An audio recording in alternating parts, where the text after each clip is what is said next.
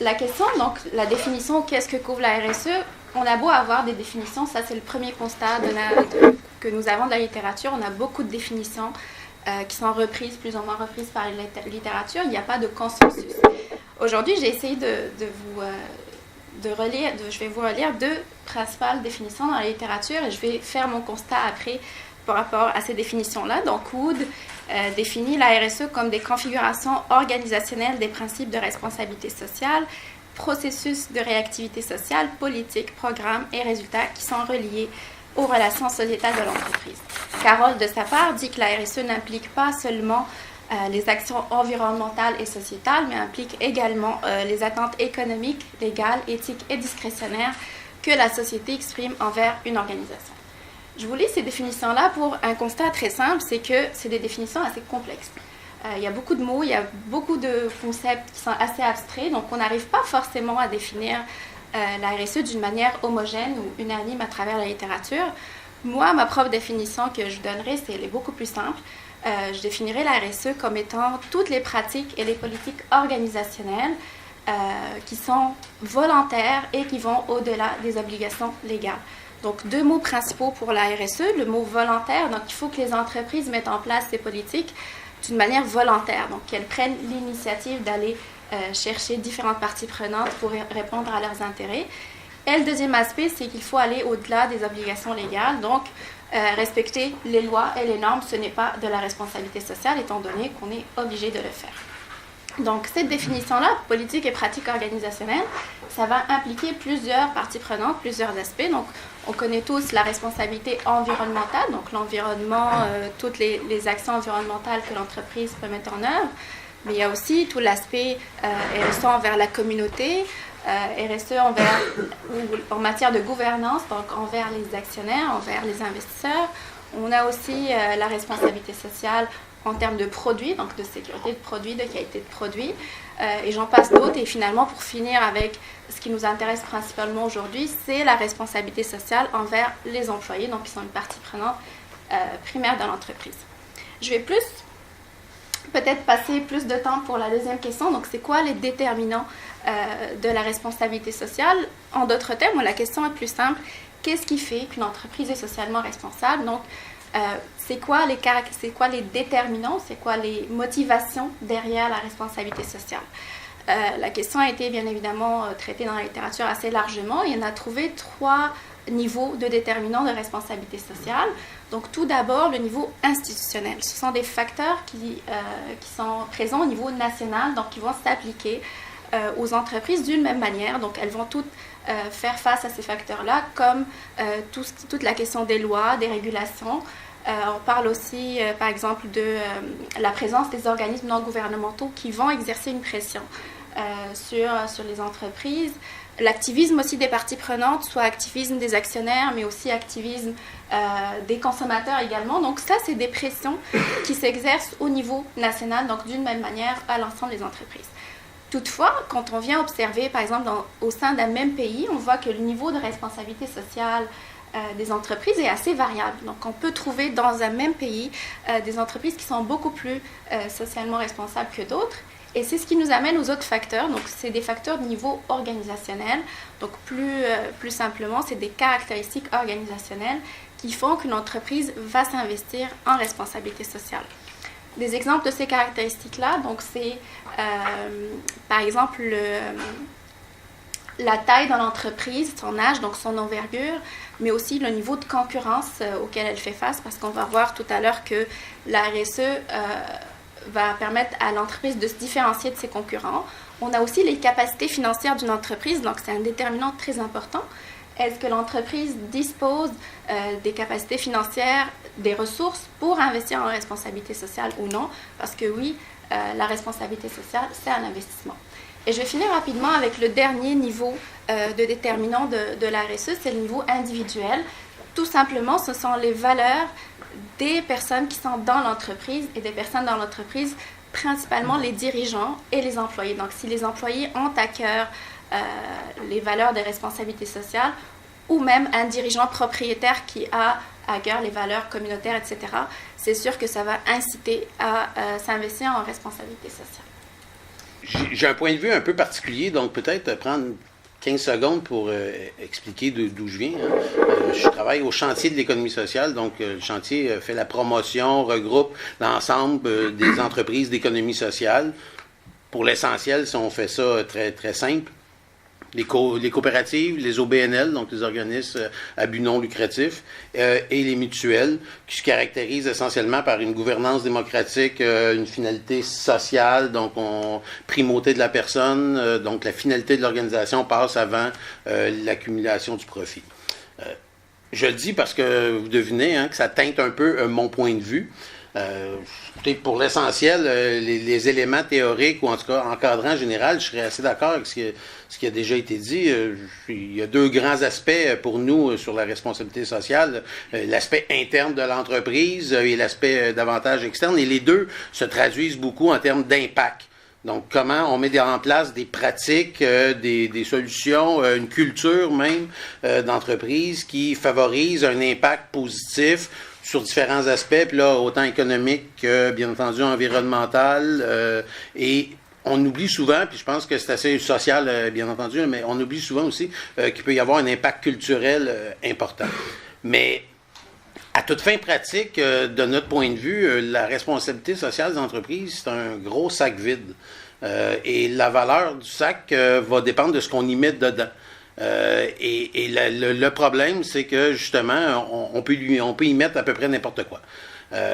Pour ce qui est je vais commencer par l'externe davantage que par l'interne, mais pour ce qui est de l'externe, bien entendu, la responsabilité sociale va se traduire par des pratiques environnementales, non seulement par le produit qu'on offre ou par le service qu'on peut offrir, mais par son cycle de vie, toutes les préoccupations qui sont dans cet ordre-là peuvent effectivement être des éléments, des pratiques de responsabilité sociale. Tantôt, je parlais de la culture, donc il peut aussi y avoir des pratiques qui respectent les cultures en place, locales, territoriales, nationales, ils peuvent considérer comme des pratiques Bien entendu, l'impact dans la communauté sur le plan économique, est-ce que les retombées reviennent à la collectivité? Est-ce que les profits sortent du territoire ou pas? Plus les profits, plus la croissance générée par l'entreprise est réinvestie dans la communauté, plus on peut considérer que sur le plan de la responsabilité, les pratiques sont saines et en tout cas responsables socialement. Le problème, c'est encore une fois, je l'ai fait volontairement, on peut le découper par petits morceaux comme ça. À l'interne, on peut le découper aussi de la même façon. Il y a, bien entendu, sur le plan économique, il y a le traitement salarial. Quand on donne un traitement salarial respectable, suffisant, une qualité de vie au travail, tout ça, c'est des pratiques pour nous qui sont responsables socialement, mais on peut pas limiter à ça. Je veux dire, on donne un gros salaire, mais avec des conditions de travail un peu horribles à tous les autres points. Déjà, on commence à voir que on peut scorer dans un élément puis moins dans l'autre. Donc, c'est sûr que ça prend, outre les conditions de travail, des milieux de vie sains. Ça prend aussi des pratiques de formation. Quand on parle de l'emploi, bien entendu, on inscrit toujours la responsabilité sociale dans un horizon de développement durable. Puis je pense que, je sais pas si ce matin ou en fin d'après-midi, on va revenir sur cette question-là, mais effectivement, sur le plan de l'emploi, une pratique saine, responsable, c'est une pratique qui permet à l'employé, au travailleur, de se développer, d'acquérir de nouvelles compétences, donc vraiment de se faire un chemin de carrière. Éventuellement, puis dans le cas des entreprises d'économie sociale, c'est assez important, une entreprise responsable, ça l'offre aussi aux travailleurs la possibilité d'avoir leur mot à dire, d'avoir une participation, une contribution qui dépasse la simple réalisation d'une tâche. Donc, si je finis, j'ai vu la minute apparaître, ça passe vite, ce que je dirais, c'est que pour qu'on parle d'une véritable responsabilité sociale des entreprises, du point de vue des entreprises d'économie sociale, c'est qu'il faut qu'on regarde ça sur l'ensemble des pratiques et qu'on en fasse en quelque sorte un bilan qui est surtout pas une photo parce qu'une photo, on peut additionner des choses. Surtout pas une moyenne, parce que il peut y avoir des écarts assez importants. Mais en quelque sorte, la lecture du film, des actions de l'organisation, un cumul qui met les différents aspects en perspective les uns par rapport aux autres, et qui éventuellement même amène une certaine forme de gradation. C'est clair que dans notre cas, dans la mesure où une entreprise a comme premier objectif d'accumuler du profit ou de dégager un profit, ça teinte tout le reste de la chaîne. Mais je suis pas en train de dire non plus que quand le profit est le principal moteur, il n'y a pas de responsabilité sociale. Peut-être juste que la lecture de l'ensemble du bagage est un peu plus complexe. Merci beaucoup. Justement, on parle de finalité de profit. On a M. Ledoux, conseiller à la CSM, donc vous avez vraiment une perspective différente à l'interne de la notion de RSE. Ben oui, c'est certain que dans la perspective dans laquelle je me place, moi je suis comme sur un front où on s'attaque directement aux mauvaises conditions de travail. Je travaille en syndicalisation, donc je travaille à organiser des travailleurs qui vivent une forme de mécontentement, qui vivent une forme des fois d'exploitation, qui soit positive ou négative, mais qui amène à se questionner sur quelle place occupe le travailleur au centre de l'entreprise.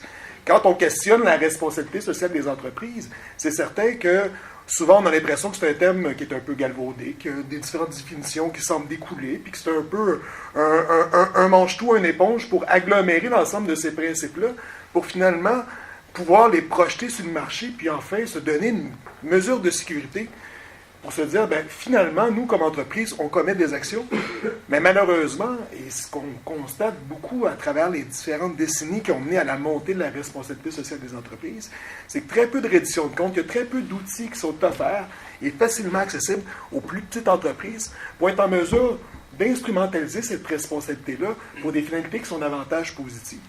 Alors, je pense que le terme de la responsabilité sociale n'est pas nouvelle. Ça fait depuis les années 50. Ça a grandi tranquillement les années 60-70 face à des grands scandales humanitaires qui ont lieu suite à la délocalisation des entreprises. Et de là est montée une forme de consumérisme politique où on s'est dit, peut-être qu'acheter, c'est voter. Peut-être qu'il faut boycotter. Puis rapidement, on s'est aperçu, au fil des campagnes qui ont été faites par différents organismes de la société civile, qu'il y a une limite à cette forme d'action-là. Je ne pense pas qu'on peut réfléchir à la responsabilité sociale des entreprises sans être en mesure de capable de questionner quelle capacité individuelle, mais aussi collective, on peut avoir pour transformer les entreprises.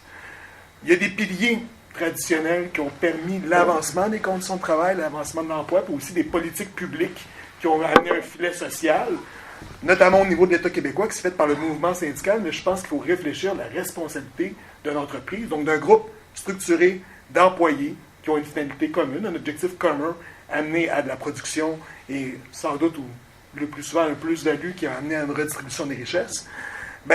Je pense qu'on s'aperçoit rapidement que dans le cadre normatif québécois, il y a des politiques publiques qui peuvent exister. Alors, on réfléchit souvent à la responsabilité sociale comme une action volontaire d'une entreprise pour faire mieux puis avoir une capacité de gérer les impacts autant négatifs et positifs ou négatifs sur les aspects économiques et sociaux. Mais je pense qu'il faut être capable de cibler aussi que l'État a un rôle à jouer pour faciliter l'intégration de ces politiques-là à l'intérieur des entreprises. Puis pas juste des entreprises privées, mais aussi des organisations publiques, des organisations à but non lucratif. À partir du moment où on s'organise pour faire un travail, pour donner sa force de travail pour produire, à quelque part, assurément, il y a une forme d'iniquité à l'intérieur de ce processus de production-là. Et le but, c'est de mitiger un peu cette iniquité-là en se donnant des outils. Donc, que ce soit au niveau de la reddition de comptes, du monitoring, du mapping, savoir ce que je consomme comme entreprise ou comme organisation, d'où ça provient. Ça a passé par quelle étape, par quel pays, quelle norme internationale ou nationale a été respectée ou pas respectée. C'est difficile pour une entreprise d'arriver à ça. Et c'est encore plus difficile pour un citoyen, pour un individu. Or, on a tendance à mettre beaucoup de pression sur les individus. C'est-à-dire, il faut consommer mieux, il faut consommer moins. Mais on oublie bien souvent que la grande partie de la consommation se fait par les entreprises et les organisations. Et je ne pense pas qu'on peut avancer plus loin dans la responsabilité si on n'est pas capable de lier le passage de la décision à l'acte sans être à mesure d'évaluer puis de recenser quels sont les effets autant négatifs que positifs, tant sur les collectivités locales qu'au niveau plus loin dans les chaînes d'approvisionnement au niveau international. Donc pour moi, la responsabilité sociale des entreprises, c'est une forme d'initiative, oui volontaire, mais qui doit quand même s'ancrer sur un respect des politiques publiques, sur un respect de l'État québécois, qu'on pense en termes de conditions de travail, puis qu'à cet égard-là, on doit faire une pression populaire par une action collective, structurée, basée sur de l'information juste et concrète, pour être en mesure d'avoir un rapport de force à ces entreprises-là. Voici ma définition. Merci beaucoup. Donc, j'aimerais vous entendre, M.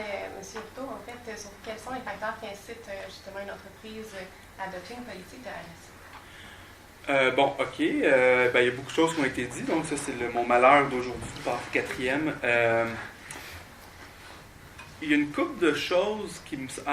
Avant de parler, disons, des déterminants de ce qui amène les entreprises à adopter des politiques de responsabilité sociale, moi, il me semble intéressant d'insister, je ne vais rien dire qui n'a pas déjà été dit, là, malheureusement pour moi, d'insister sur 3 éléments. Parce que quand on parle de responsabilité des entreprises, il faut toujours bien qu'on s'entende sur ce qu'est une entreprise. Hein? Et pour moi, il y a plusieurs définitions qu'on peut avoir. Je reviendrai un peu plus loin tantôt. Mais un peu en lien avec ce que Renaud vient de dire, il ne faut jamais oublier qu'une entreprise, c'est, j'allais dire d'abord et avant tout, disons plus humblement, c'est aussi un lieu de conflit et de tension. C'est pas un lieu pacifiste, c'est pas une organisation lisse, une entreprise. C'est un lieu de conflit, ne serait-ce qu'entre employés et employeurs, ça c'est évident, ne serait-ce qu'entre intérêts de l'entreprise et intérêt même de ses propres consommateurs. C'est pas vrai qu'une rencontre d'intérêts entre l'entreprise et le consommateur. On vit dans une fiction qui nous dit que les deux peuvent se rencontrer. C'est pas tout à fait juste, à mon avis, à tout le moins. L'entreprise, c'est aussi un vecteur de conflit de tension entre, surtout disons, à l'ère de la financiarisation de l'économie, de la libéralisation des échanges, entre disons, bien commun défini au niveau national à travers un respect des lois de l'État et objectifs de l'entreprise. Donc,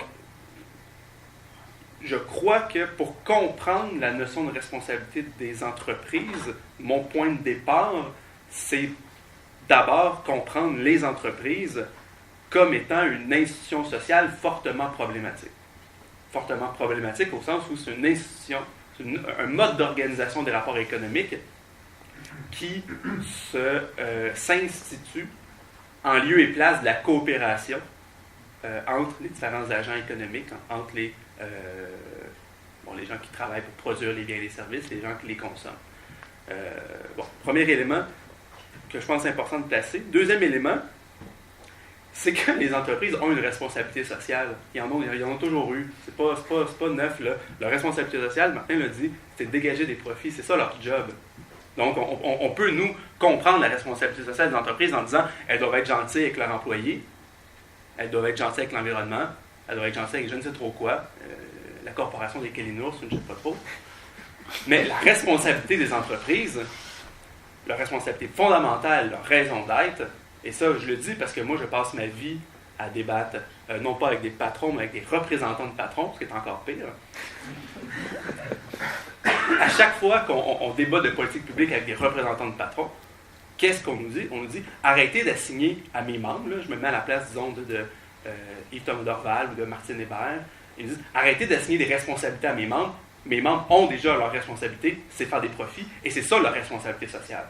Donc, il faut aussi comprendre que quand une entreprise se dote d'une politique de responsabilité sociale, ben ça vient en rien effacer sa responsabilité fondamentale, qui est faite de dégager des profits, et c'est une responsabilité fondamentale qui prime toujours sur les politiques internes de responsabilité sociale qu'elle peut se donner par ailleurs, et qui vient, comme le dit un peu Martin, teinter un peu le truc, hein, ce qui n'est pas le même cas, par exemple, quand on parle d'économie d'entreprise d'économie sociale, coopérative, déjà là, on est dans un créneau. Autre élément qui me semble important à placer, c'est, c'est le côté très, on parlait d'initiative volontaire, j'ai tenté une question qui vient sur le néolibéralisme, donc je ne vais pas vendre toutes mes punches, là, mais c'est le côté très autorégulation du concept même de responsabilité sociale. Hein?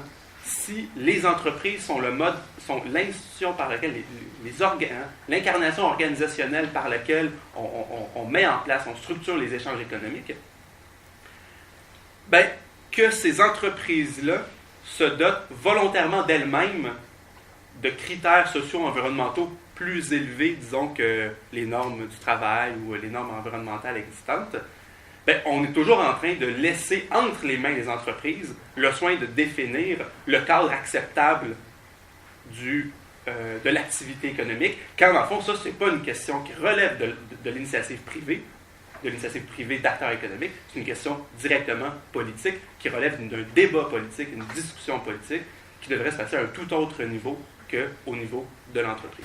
Donc, la RSE est-elle influencée par le désengagement de l'État? Donc, on a parlé de la coopération, des politiques publiques, la dérégulation du marché du travail et le néolibéralisme.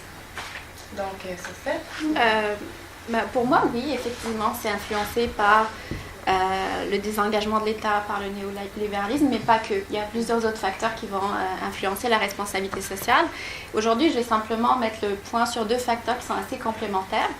Pour moi, un des principaux points, donc c'est pas le seul, mais c'est la facilité de délocalisation. Donc aujourd'hui, une entreprise va produire au Canada, les taux horaires vont être trop élevés, elle va aller produire en Chine, là aussi ça commence à augmenter, on va aller au Bangladesh, et cette sorte de spirale-là va être à la base d'une course vers le bas, finalement, une course vers le bas qui va toucher les conditions de travail qui sont de plus en plus défavorables, les taux horaires qui sont de plus en plus compétitifs, mais pour les organisations, donc qui sont de plus en plus faibles pour les employés, moins de santé, sécurité au travail, etc. Donc, c'est une spirale qui va amener une course vers le bas, et ça amène à un point très important qui est le rapport de force entre les entreprises et l'État qui est en train de changer.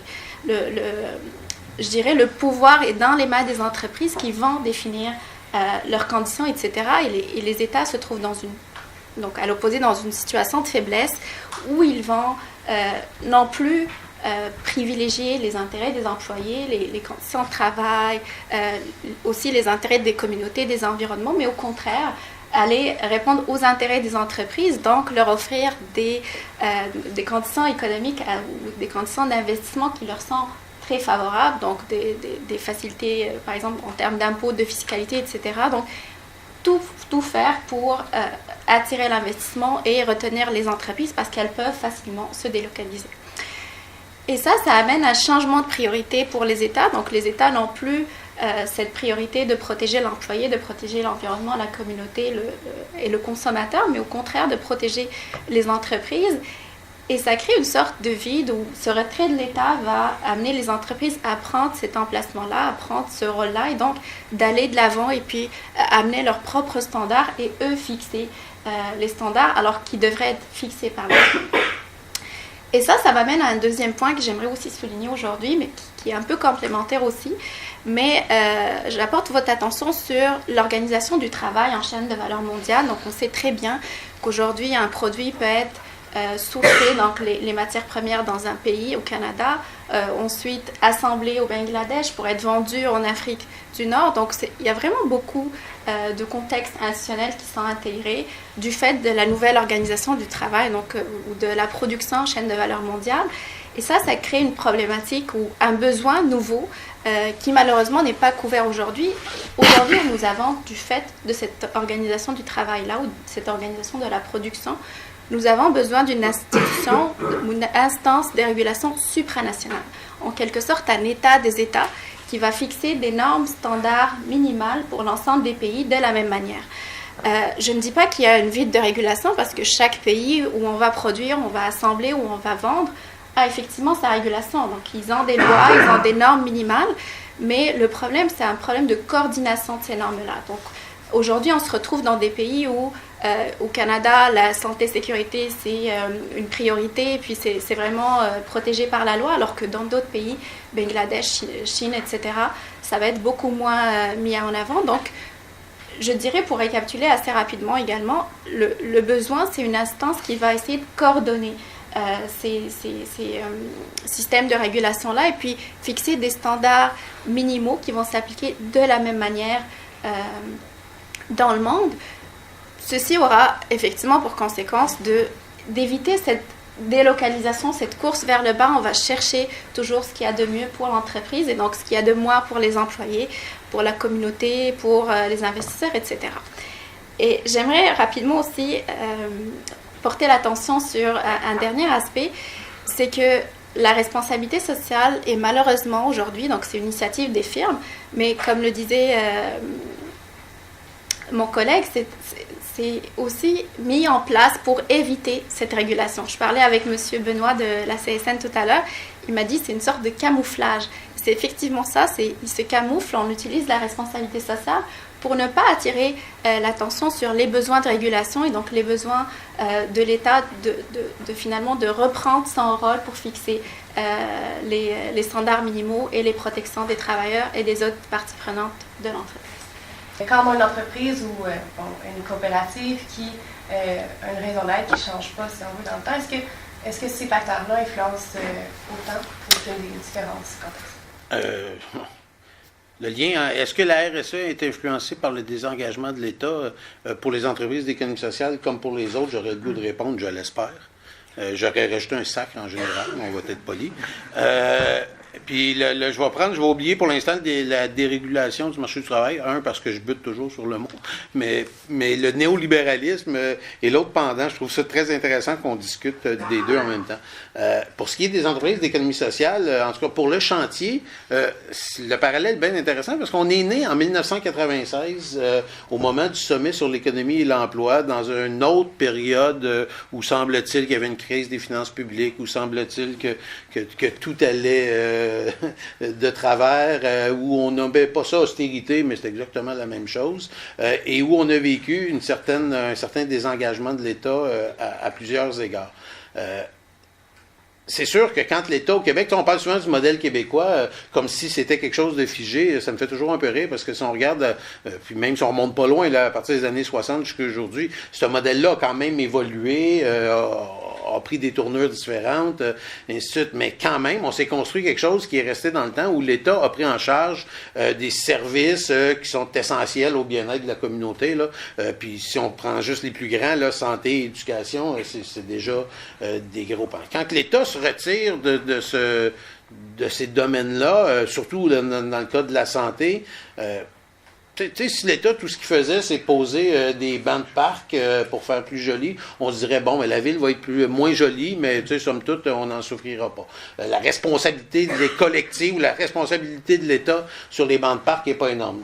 Quand on parle de santé, c'est autre chose. Donc, si les services sortent et les entreprises, qu'elles soient d'économie sociale ou privées traditionnelles, prennent en charge des services, on ose croire qu'effectivement, la responsabilité sociale ou la responsabilité que l'État assurait quant au bien-être collectif suivent. C'est là qu'on arrive au néolibéralisme.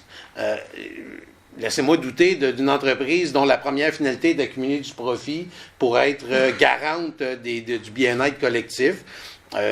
Est-ce que c'est impossible? Probablement que non, mais les facteurs sont drôlement moins contraignants. Dans le cas d'une entreprise collective, c'est des entreprises qui sont collées sur leur communauté, qui répondent aux besoins de leur communauté, qui sont contrôlées par les membres. Est-ce que tout est parfait pour autant? Probablement pas, mais on doit quand même reconnaître que le caractère, l'espèce de sécurité collective que l'État assumait dans certains secteurs et qui probablement devrait rester au niveau de la responsabilité de l'État, mais à un moment donné, il faut vivre avec la réalité. S'il s'en désengage, je préfère que ce soit des organisations qui assument une responsabilité collective et qui maintiennent cette mission-là, cette préoccupation-là pour la collectivité, pour le bien commun. Et donc, dans ce cas-là, puis là, on est dans une époque particulièrement intéressante pour ça. Je vous dis, depuis 1 an et demi, 2 ans, on ne cesse d'entendre parler des entreprises sociales, les entrepreneurs sociaux de tout acabit qui veulent sauver le monde dans à peu près tous les domaines. Et tout aussi vertueux soit-il, dans le cas des entreprises privées, il n'en demeure pas qui sont liés, puis Philippe l'a mentionné, je l'ai mentionné, mais par une logique financière, économique, qui est celle centrée sur le profit. Dans la mesure où une entreprise ou un entrepreneur est à ce point vertueux qui est formidable, bien, toujours est-il quand même que s'il vend son entreprise à la fin de sa vie, quelqu'un d'autre peut la reprendre et transformer la mission. Donc, quand on parle de désengagement de l'État, si on veut vraiment parler d'une responsabilité sociale des entreprises, il faudrait minimalement mettre des garde-fous pour s'assurer qu'en termes de pérennité, puis là on parle de développement durable, donc vraiment que dans le temps, cette espèce de protection collective, cette espèce de préoccupation pour les besoins réels, pour la vulnérabilité, parce que si on parle de santé, c'est évident, mais quand on y pense en éducation, c'est la même chose. C'est des clientèles qui sont vulnérables. Si on parle de la petite enfance, actuellement, il y a un sommet là, de la QCPE qui se déroule. Quand on parle de la toute petite enfance, c'est des clientèles qui sont vulnérables. De laisser ça à une logique axée sur le profit, ça me semble discutable. Même quand la personne, même quand le promoteur, même quand l'entrepreneur, et c'est le cas, là, il y en a beaucoup, là, il faut être franc, il y en a plusieurs qui sont remplis de vertus, de bonnes intentions, mais qui ont quand même d'autres intérêts que le bien-être de la collectivité ou le bien-être de la clientèle desservie. Donc, parler de responsabilité sociale des entreprises dans un cadre de désengagement, pour moi, ça hausse d'un cran les pare-feux, ou en tout cas les protections qu'on doit se donner pour que ça soit réellement une responsabilité sociale assumée et effective.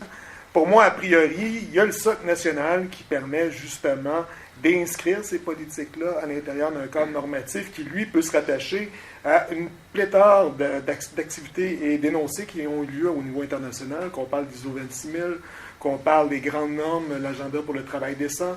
Je pense qu'il y a beaucoup d'universitaires qui pourraient parler beaucoup plus clairement de ça que moi, mais il demeure que l'ensemble de ce vide-là a été comblé par des mécanismes volontaires qui, maintenant, posent des questions aux États. Comment se fait-il qu'encore aujourd'hui, je vais donner l'exemple du syndicalisme, comment se fait-il encore qu'aujourd'hui, des gens puissent se faire congédier dû à la syndicalisation? On l'a vu dans les vidéos, les petites vidéos en entrée de jeu, on parlait de la question de Ford dans les années 30-40, mais pourtant, ces questions-là se posent encore ici. Il y a une responsabilité sociale de ces agences de placement-là, de s'assurer que si la loi n'est pas en mesure d'être appliquée, qu'on parle des normes du travail, de la loi sur la santé et sécurité au travail, mais qu'au moins il puisse émaner une politique ou un espace où ces travailleurs-là, qui actuellement sont incapables de s'organiser collectivement, sous sous forme de syndicats, mais qui puissent avoir un espace d'affirmation. Évidemment, il n'y a pas de coup de baguette magique, il n'y a pas des rivières de chocolat, ni des licornes qui se promènent un peu partout, c'est un travail qui est difficile, mais je pense qu'il faut avoir l'intérêt d'énoncer clairement à l'État qu'elle a un rôle à jouer d'encadrement, mais surtout pour nous assurer d'avoir, nous, les informations complètes entre nos mains, pour d'une part être citoyen au travail, mais aussi être citoyen dans ces collectivités, et s'assurer qu'on puisse pérenniser à long terme justement les investissements qui sont faits. Je pense qu'on pourrait donner énormément d'exemples à travers les différentes régions du Québec, soit au niveau des compagnies minières, au niveau des forestières, au niveau des différents plans qui font en sorte qu'on pose la question à l'État, mais quel service public allez-vous offrir? Quel chemin allez-vous nous ouvrir sur les territoires? Mais posons-nous la question à l'entreprise, vas-tu rester longtemps? Vas-tu être en mesure de réparer les dégâts que tu auras faits? Vas-tu être en mesure de rendre des comptes à long terme? Et actuellement, je ne vois pas de mécanisme au niveau québécois qui permettent justement de clairement pouvoir s'accaparer ce sujet-là au niveau de la société civile. Évidemment, au niveau international, il y a eu des grandes campagnes. Je pense que la question de la chaîne d'approvisionnement, la chaîne de valeur a posé des questionnements. Il y a des développements qui ont été faits au niveau des politiques d'approvisionnement responsables. Je suis convaincu que l'Université de Montréal a sa propre politique d'approvisionnement responsable, comme beaucoup d'autres organismes. Moi, je pense qu'on a cette question-là à se poser. Nous, comme organisation, comme entreprise, devons-nous amener l'État à s'engager pour développer des initiatives volontaires qui vont permettre de respecter les lois? Est-ce que la RSE est influencée par le néolibéralisme? Bon. En fait, la réponse facile, c'est oui, parce que qu'est-ce qui n'est pas influencé par le néolibéralisme? Même le Canadien de Montréal est influencé par le néolibéralisme, donc c'est tout dire. Bon, il y a peut-être des... Encore là, en passant à la fin, simplement, mais peut-être une chose qui serait intéressante à replacer au niveau d'une définition, en fait, c'est quoi le néolibéralisme? Hein? Je vais toujours commencer par le début dans la vie. Simplement au plan idéologique. Oublions les bases infrastructurelles du néolibéralisme. J'aurais pas assez de temps pour en parler. Simplement au niveau idéologique, si on peut définir simplement le néolibéralisme, je définirais 3 manières. Il y a plein de façons, puis ce que je veux dire là, c'est imparfait, mais 3 manières assez simples. C'est d'abord, évidemment, une représentation atomisée des rapports sociaux. Hein? On est des individus, puis comme le disait Margaret Thatcher, les sociétés n'existent pas. Donc, représentation atomisée des rapports sociaux. Représentation concurrentielle de comment ces fameux atomes-là rentrent en rapport les uns avec les autres.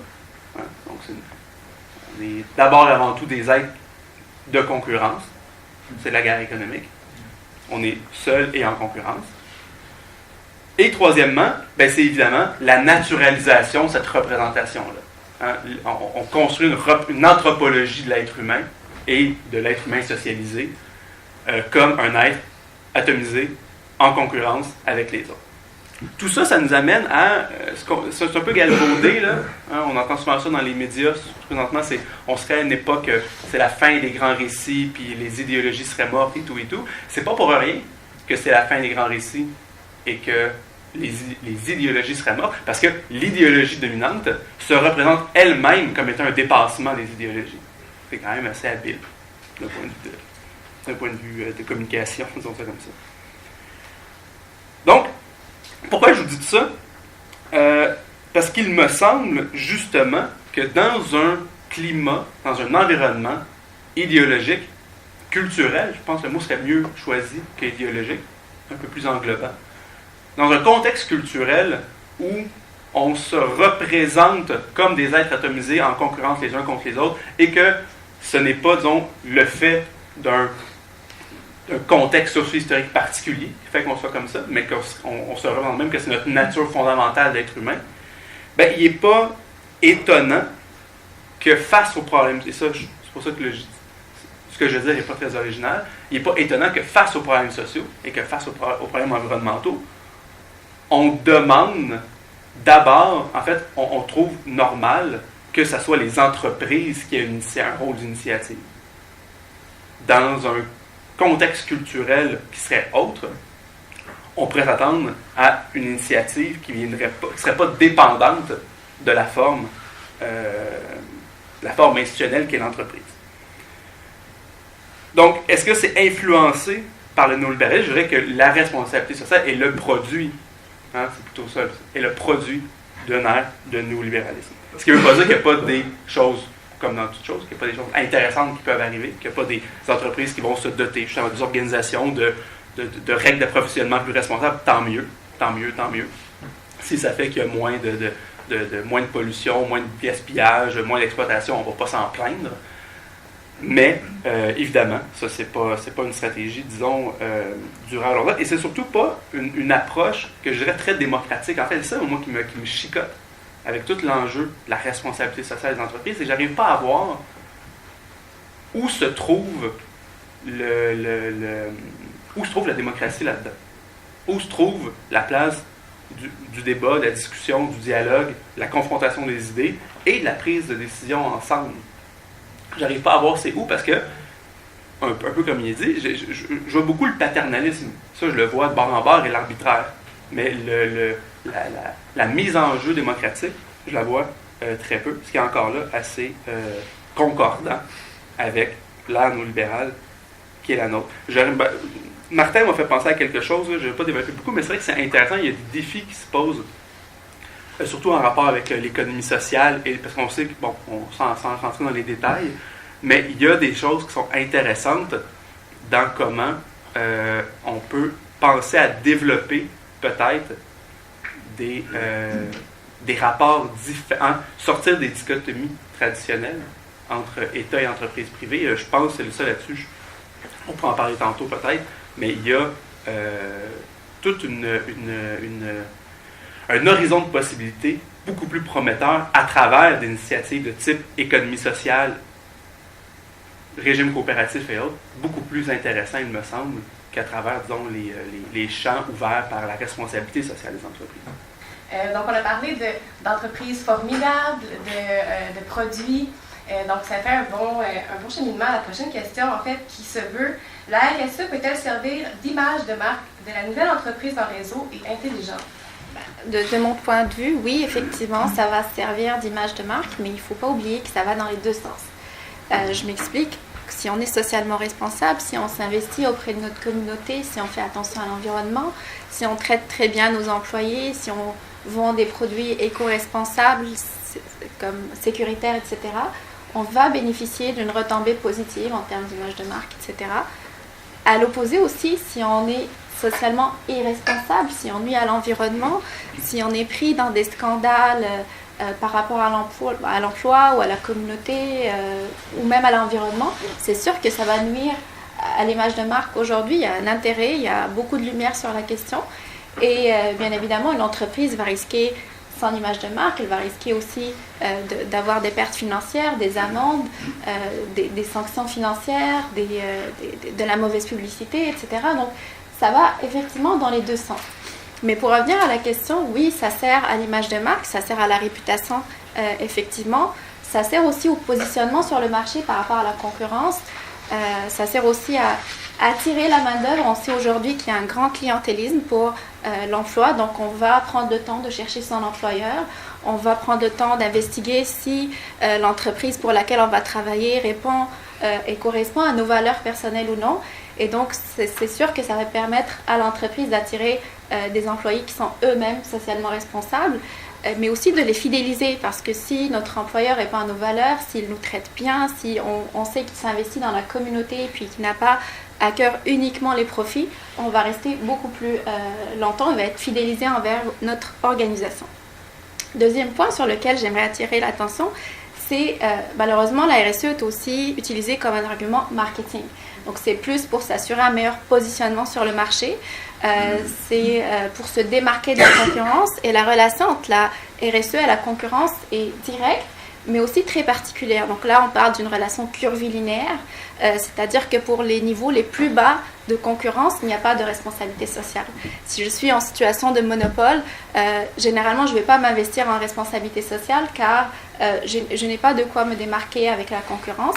La même chose si je suis dans un marché très ou fortement concurrentiel, il y a beaucoup une course vers les profits, de vendre plus, etc. Donc on va moins s'orienter vers la responsabilité sociale. Ensuite, tout l'aspect où la concurrence n'est ni très faible ni très élevée, c'est là où on va se positionner en responsabilité sociale et malheureusement l'utiliser en argument marketing, donc pour attirer les consommateurs, avoir une meilleure relation aussi avec ces parties prenantes. C'est un des aspects qui permet d'améliorer cette réputation et cette image de marque, d'augmenter la visibilité, c'est de garder des relations assez positives avec ces parties prenantes, donc avec ses fournisseurs, en s'investissant avec eux, en consommant responsable en tant qu'entreprise, mais aussi avec les employés, donc ils vont s'investir plus. Il y aura plus de productivité, etc. de la part des employés. Pareil pour la communauté, on va avoir une belle image, une image positive, donc une meilleure réputation. Donc ça, c'est un autre aspect qui nous permet d'arriver à une meilleure réputation. Donc c'est l'entretien des relations avec les parties prenantes de l'entreprise. Là aussi, moi, j'aimerais plus augmenter le spectre de la question, parce qu'on parle RSE, amélioration de la réputation ou de l'image de marque. Mais il ne faut pas s'arrêter là, parce que l'amélioration de l'image de marque qui émane finalement de la responsabilité sociale va avoir aussi d'autres impacts, notamment sur la performance financière. Et là, j'en parle parce que c'est mes intérêts personnels de recherche. Mais effectivement, la responsabilité sociale est une ressource intangible. Donc, c'est une ressource immatérielle de l'entreprise qu'elle va utiliser pour améliorer son image de marque, et il va s'en suivre une amélioration de la performance financière, donc un plus grand, des retombées finalement assez positives de cet investissement en responsabilité sociale. Mais si on parle juste de l'image de marque, je trouve ça intéressant parce que je pense que le cas de l'économie sociale exprime assez bien l'une des difficultés. La réponse, est-ce que la RSE peut-elle servir l'image de marque? La réponse courte, c'est oui. De manière évidente, on peut développer une image de marque autour de tout ce qui est RSE. La réponse un peu plus longue, je dirais, qu'on vit en économie sociale, c'est que oui, pour peu qu'on prend un aspect. Parce que de mettre de l'avant l'aspect environnemental et le cibler, c'est possible. De mettre de l'avant un aspect ou l'autre, c'est possible. Mais la responsabilité sociale, tantôt, ce que moi je disais, de notre point de vue, c'est un sac qui a beaucoup d'éléments et c'est le total qui devient intéressant. Parce que, bon, je faisais des blagues à matin, mais on pourrait bien être très, très responsable sur le plan environnemental, choisir bien nos ressources naturelles, bien les exploiter, s'assurer du cycle de vie, mais avoir des conditions de travail qui laissent mourir les travailleurs.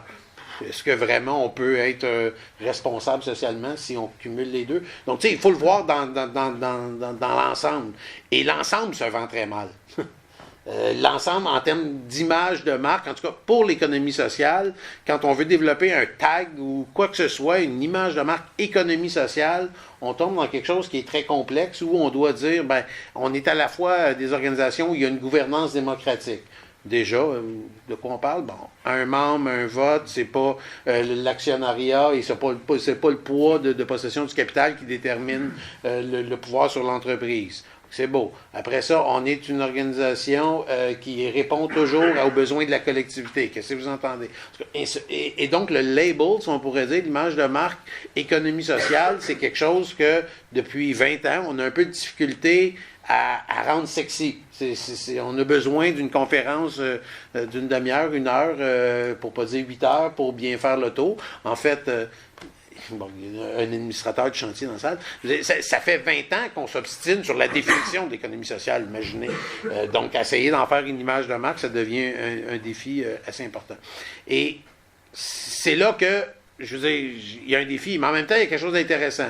Actuellement, il y a des pressions de toutes parts, et sans tomber sur le consommateur individuel, on participe, entre autres, à une organisation qui s'appelle ECPAR, qui est l'espace de concertation pour les politiques d'acquisition responsables. Bon, c'est une organisation qui réunit des très grands acheteurs au Québec, le Gaz, Métro, Hydro-Québec, des grandes organisations, Caisse de dépôt et de placement, je pense qu'il va y adhérer bientôt, et qui ont tous des objectifs de développement durable.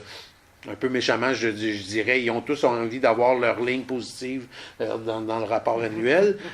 Et pour ça, cherche une façon justement que la ligne soit positive et veut acheter des produits qui rentrent dans cette perspective-là. Bien là, c'est clair que l'économie sociale, on a avantage à se positionner et faire valoir à quel point sur différents aspects, autant en termes d'organisation du travail, de respect des travailleurs, en termes de finalité de l'organisation, en termes de gestion, d'organisation, de gouvernance, on répond à un ensemble de critères et donc on est peut-être le package le plus gagnant pour ces grands acheteurs-là. Les marchés publics se développent énormément et je pense que ça, c'est un élément sur lequel on peut développer une image de marque intéressante.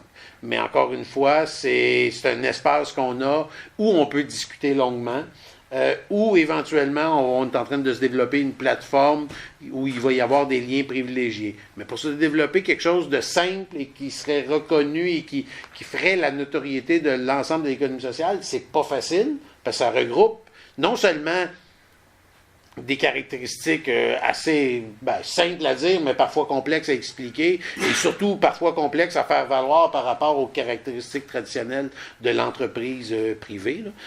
Mais surtout, ça recoupe une réalité tellement diverse. Tu sais, on n'a pas de données complètement précises. Là, il y a un portrait statistique qui se réalise actuellement, mais on sait qu'il y a largement plus de 7000 entreprises d'économie sociale au Québec, que c'est environ 40 milliards de chiffre d'affaires, donc plus de 10% du PIB, mais ça va de la toute petite entreprise jusqu'à quelque chose comme le Mouvement Desjardins. Là, j'ai pas le goût de me soutiner avec vous autres, savoir si Desjardins, c'est encore l'économie sociale.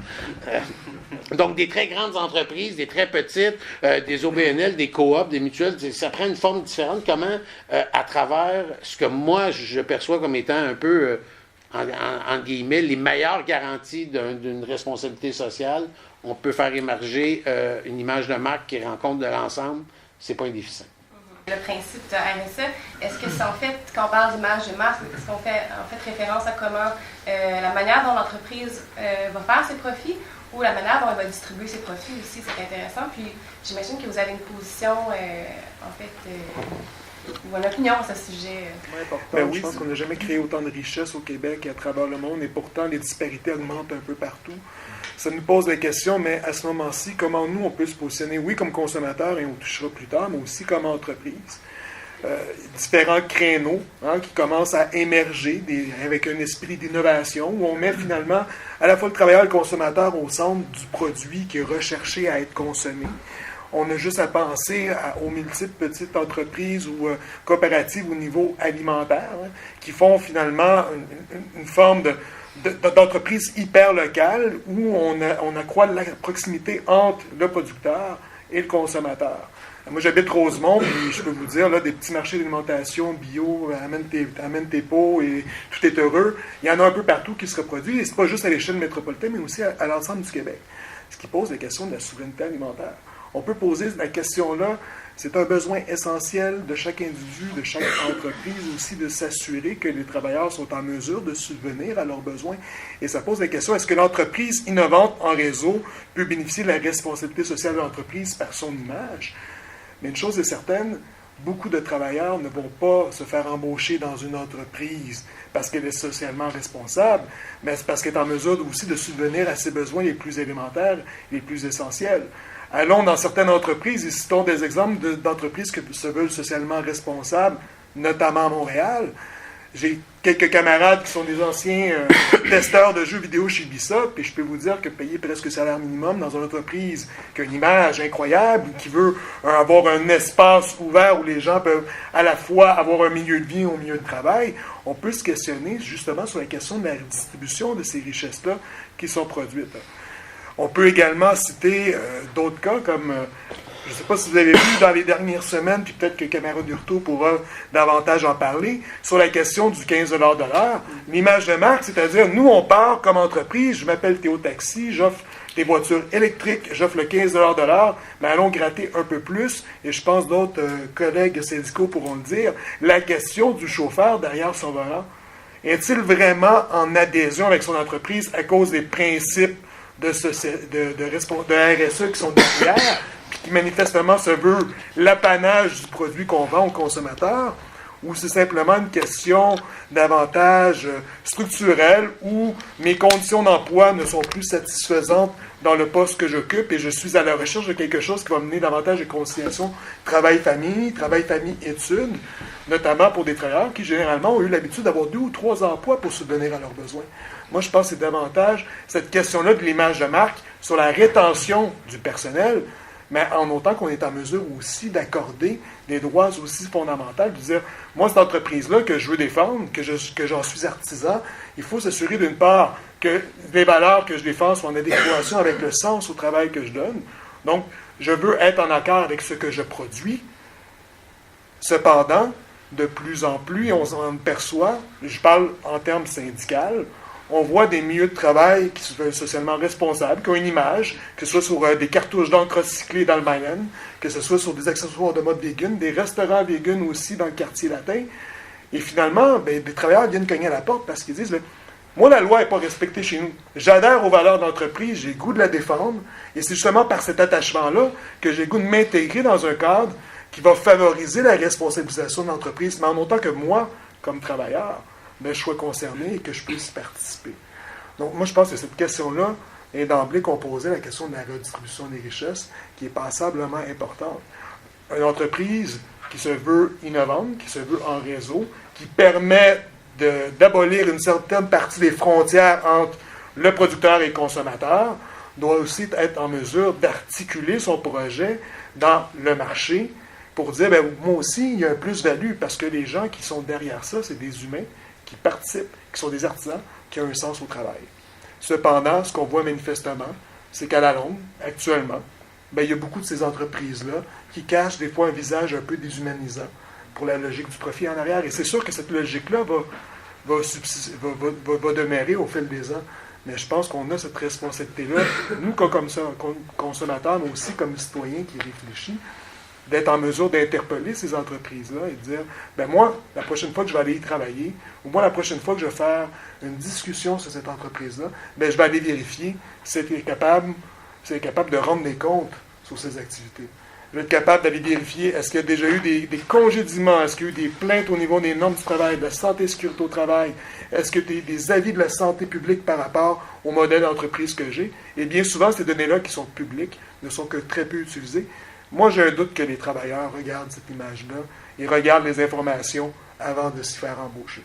On a été, nous, en contravention volontaire avec les normes minimales du travail pendant de longues années. simplement parce qu'on n'avait pas les moyens de les respecter, les normes, puis on voulait que les risques existent. Hein? Ça, c'est des fois, on n'a même pas besoin d'un patron pour contrevenir aux lois. Des travailleurs organisés en collectif de travail se sont eux-mêmes exploités. C'était fantastique. Ça m'a rappelé mon passé. Oui, j'ai survécu. Oui. Puis on respecte les normes. Envoyez pas des inspecteurs. Là, tout va bien. Tout va bien présentement. Petit commentaire aussi sur les taxis que tu as dit, parce que je vais quand même me permettre cela. Notre cher Alexandre Taillefer, employeur, ma foi, modèle au Québec, il est même pour les CPE, il est pour toutes, manifestement. C'est très bien. Et moi, je suis entièrement d'accord que quand un patron fait des sorties publiques, disons, teintées dans le champ, disons, du centre-gauche, pour en profiter quand ça passe, parce que c'est rare. Ceci étant dit, c'est vrai que là, on met le doigt précisément sur le bobo de la responsabilité sociale des entreprises. Alexandre Taillefer nous dit, dans mes compagnies de taxi, je vais payer mes gens au salaire minimum de 15$ parce que je suis pour la campagne du 15$ de l'heure. On dit, merci M. Taillefer, on est très heureux que vous le fassiez, et je comprends pourquoi il y a une alliance stratégique, disons, à ce niveau-là. Ceci étant dit, M. Taillefer ne paie pas ses employés 15$ de l'heure. C'est ça qui est fantastique dans cette histoire-là. Il paie ses employés, si je ne me trompe pas, au salaire minimum, et il dit, si avec vos pourboires, vous ne faites pas 15$ de l'heure, je vais combler la différence. Ce qui n'est pas exactement la même chose que payer ses employés 15$ de l'heure. Il compte sur les pourboires touchés par ses employés. Il dit, si vous ne touchez pas le 15$ à la fin avec vos pourboires, ben, si vous manque 25 cents, 35 cents, 75 cents dans l'heure, je vous le garantis. Donc, on voit là, on est direct poil dans la responsabilité sociale parce que, et c'est drôle parce qu'après ça, quand on parle à d'autres employeurs qui, eux, n'ont pas d'employés à pourboire, ils disent, le Taillefer, on n'aime pas beaucoup. Parce que lui, pendant qu'il pousse pour que tout le monde paie 15$ de l'heure, lui, il paye 11. En tout cas, bref, vous comprenez pourquoi dans la confrérie des patrons, il n'est pas aimé par tout le monde. Tu m'as ouvert la porte, moi, ça me fait toujours plaisir de tirer du mal des gens. C'est une de mes tâches, en fait, au travail. OK. Pour la question maintenant. 5 minutes, ouais. Pour la question, l'image de marque d'entreprise, ça a été très bien dit, hein, le côté, bon, très, oui, ça joue dans l'image de marque, évidemment. Moi, je l'ai pris un peu au pied de la lettre, et en continuité de ce que j'ai dit tantôt, hein, sur le problème fondamental de déficit démocratique, de la responsabilité sociale des entreprises, je le posais très rapidement sur si ça laisse, disons, aux entreprises et donc aux gens qui détiennent les capacités de prendre des décisions en entreprise, bref, aux patrons, qu'ils soient gestionnaires ou propriétaires, tout dépendant quel type de propriétaire c'est, ça laisse le soin donc à des gens très précis qui sont en position de pouvoir de prendre des décisions et non pas à des collectifs de décision. On va un peu plus loin dans la responsabilité sociale des entreprises et moi, ça me saute aux yeux depuis le mois de novembre dernier aux États-Unis, depuis la dernière élection, de voir des entreprises, surtout des entreprises, justement qu'on appelle les nouvelles entreprises, les entreprises de la Silicon Valley, prendre les devants dans l'opposition politique ou dans un marketing politique, vouloir se positionner comme entreprise comme étant des garants de, disons, une certaine conception plus libérale des États-Unis versus la conception réactionnaire que Trump et sa gang mettent de l'avant. Et là, et donc, évidemment, pour moi, c'est d'un cynisme absolu, d'une utilisation d'une entreprise, d'une entreprise qui se lance dans une entreprise de marketing politique et qui veut incarner une résistance même à un courant politique de fond conservateur qu'on voit aux États-Unis. Il y a là quelque chose qui nous pose de très sérieuses questions, disons, sur la portée effective de ça, parce qu'une campagne marketing, ça ne résiste pas très longtemps politiquement. Et après ça, c'est comment ça vient désamorcer complètement toute forme de résistance effective. Si Pepsi lance des publicités où est-ce qu'on défie des anti-émeutes avec une canette, si Heineken lance des publicités avec des mises en dialogue en disant de gens de différents horizons qui sont dont tout oppose, une fois que j'ai liké ça sur Facebook, ben ça vient tuer un peu le dynamisme du mouvement. Et ça, pour moi, on est là à un stade, disons, achevé, je vais terminer là-dessus, stade achevé, disons, de la responsabilité sociale dans son visage le plus cynique et contre-productif et foncièrement antidémocratique. De mon point de vue personnel, je pense que non, ou du moins l'opinion publique n'est pas vraiment complète sur l'entreprise. Je prends plusieurs exemples d'entreprises qui sont les plus connues ici, Walmart par exemple, Nike également, Joey Fresh. C'est toutes des entreprises qui ont été au centre de scandales corporatifs sur la responsabilité sociale, qui sont irresponsables socialement, mais dans le positionnement concurrentiel, dans les ventes, etc., vont très bien et puis il n'y a pas de grands soucis par rapport à ces scandales-là. Donc sur le temps, les répercussions ne sont pas vraiment à l'ampleur du scandale.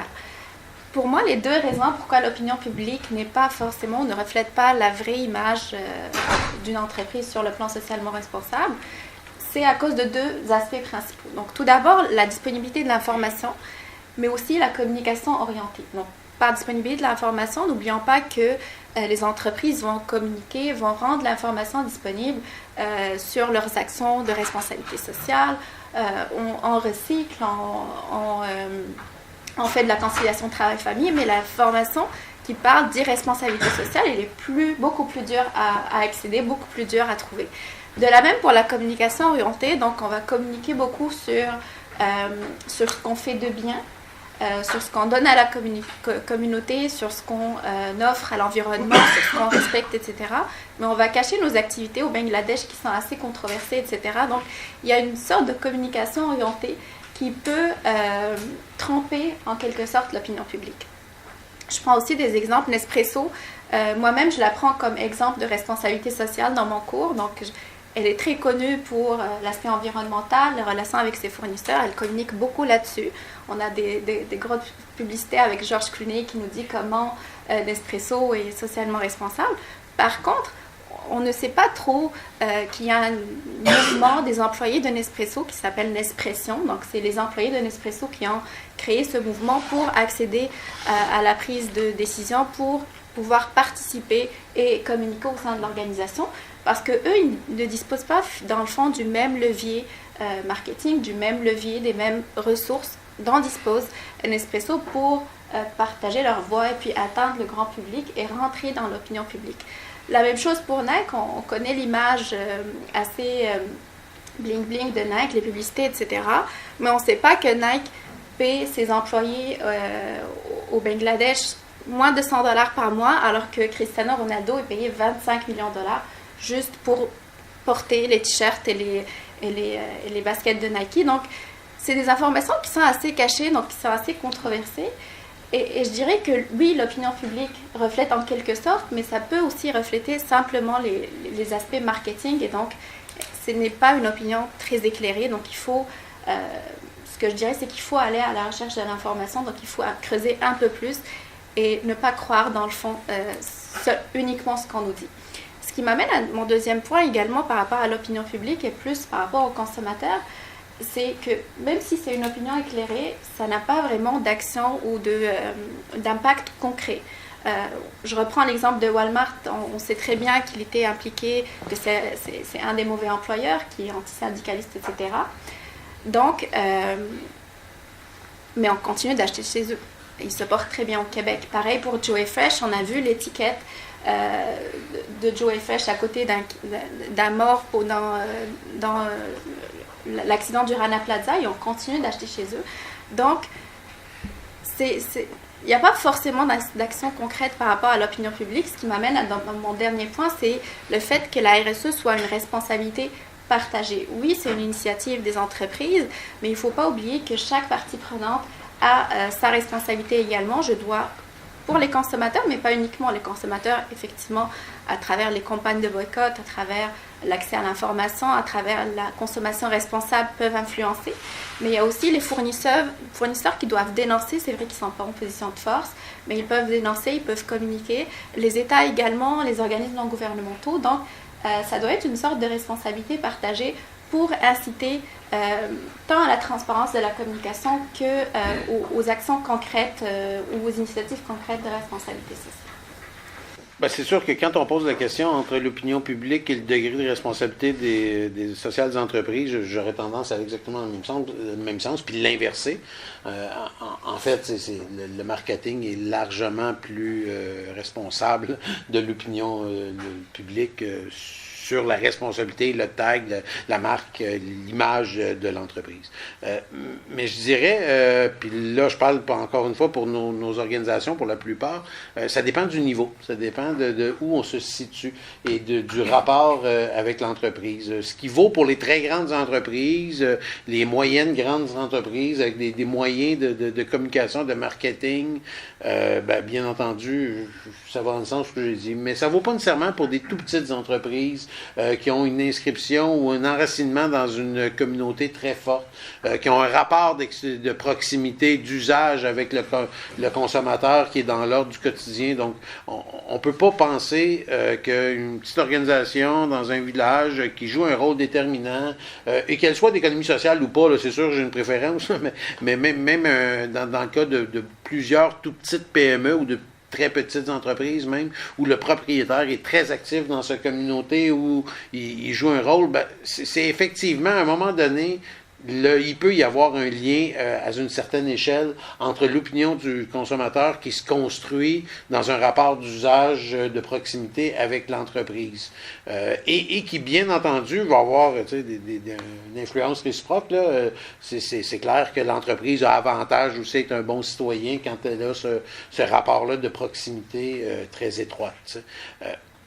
Par contre, ce que je trouve intéressant, en tout cas, je suis pas très vieux, là, mais quand même, il me semble que ça fait déjà un petit bout qu'on entend un discours un peu désespérant sur des jeunes un peu plus individualistes.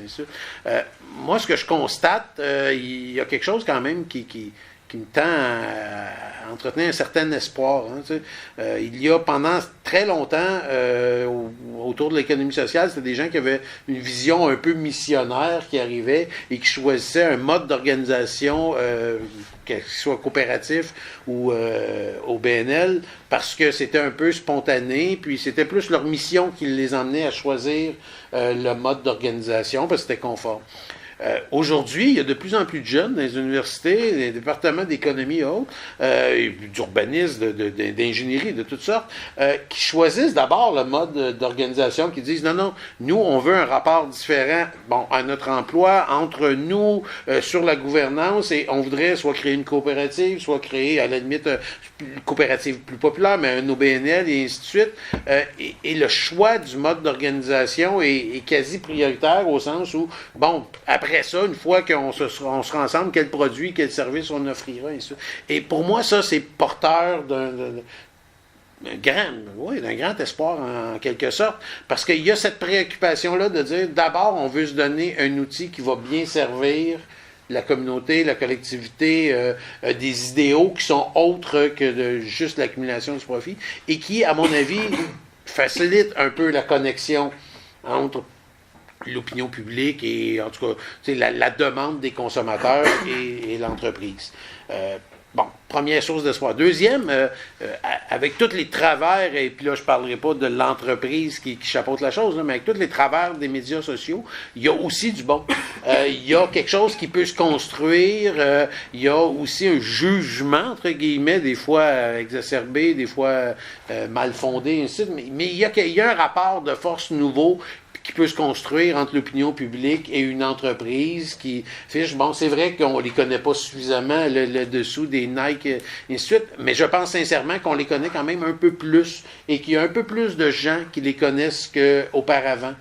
Puis à travers les médias sociaux, là, on ne rentrera pas dans l'enjeu des algorithmes, ainsi de suite. Est-ce qu'on voit vraiment ce qu'on devrait voir, ainsi de suite. Mais pour peu qu'on veut être éclairé, il me semble qu'on a de plus en plus de moyens de l'être. Et nous, ça nous a amené à développer une plateforme.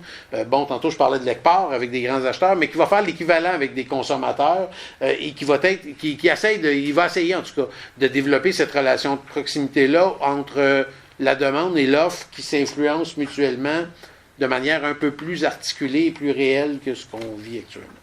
Et moi, où je trouve une difficulté, c'est comment sommes-nous en mesure actuellement de pouvoir mesurer justement ce degré de responsabilité-là. Où s'arrête la responsabilité? Est-ce que c'est à partir du moment où j'ai fait un produit, il est parti, maintenant c'est fini? Est-ce que c'est au niveau de la chaîne d'approvisionnement? Jusqu'à quelle étape de fournisseur on est en mesure de remonter? Je pense que l'exemple de l'ECPAR en est un bon, où il y a quand même plusieurs méthodologies qui ont été testées, où il y a des recherches qui ont été faites, où il y a des politiques communes qui ont été établies pour s'assurer de faire en sorte qu'on puisse quand même définir quel est le périmètre dans lequel on s'engage. Parce qu'à partir du moment où je veux m'engager comme entreprise, pour justement dire je vais être responsable, mais il faut être en mesure aussi d'identifier pas seulement mes besoins, mais aussi les ressources qui sont disponibles pour le faire.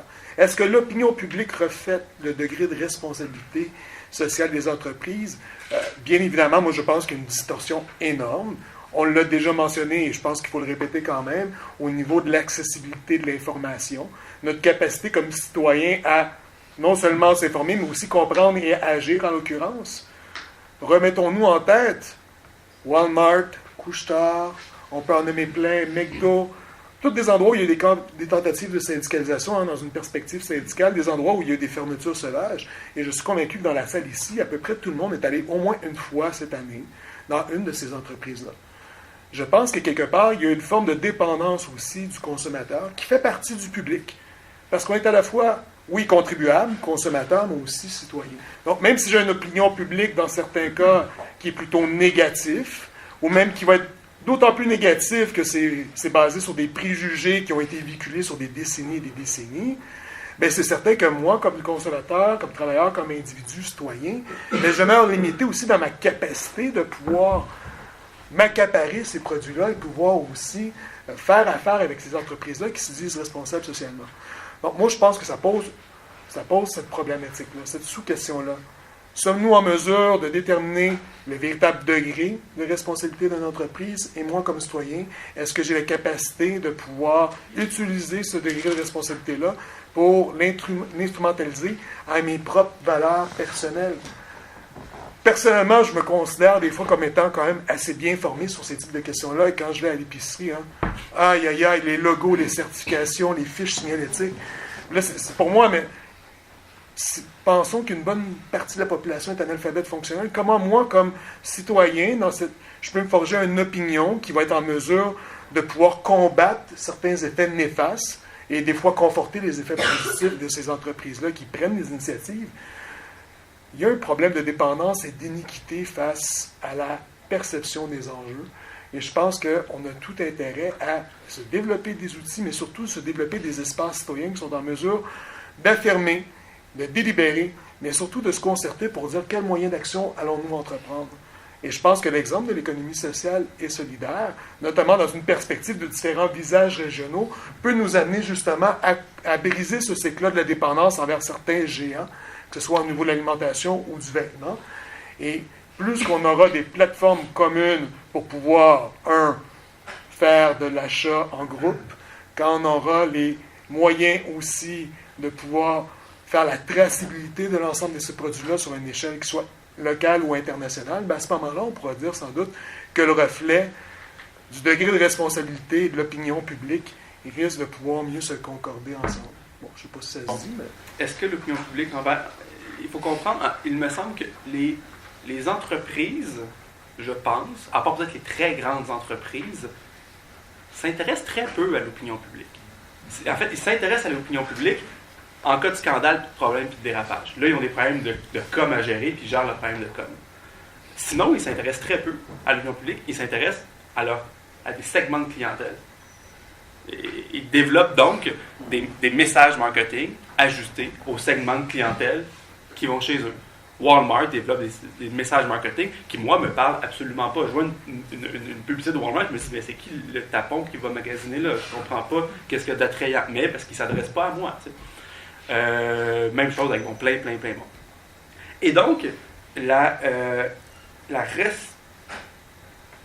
c'est drôle à dire, j'aurais presque envie de répondre oui à la question qu'il y a un degré de responsabilité sociale qui reflète l'opinion au sens où les gens les habitudes de consommation ont beaucoup à voir évidemment avec les ressources matérielles que les gens ont à leur disposition. Ça, ça prend pas un grand bac en économie pour comprendre ça.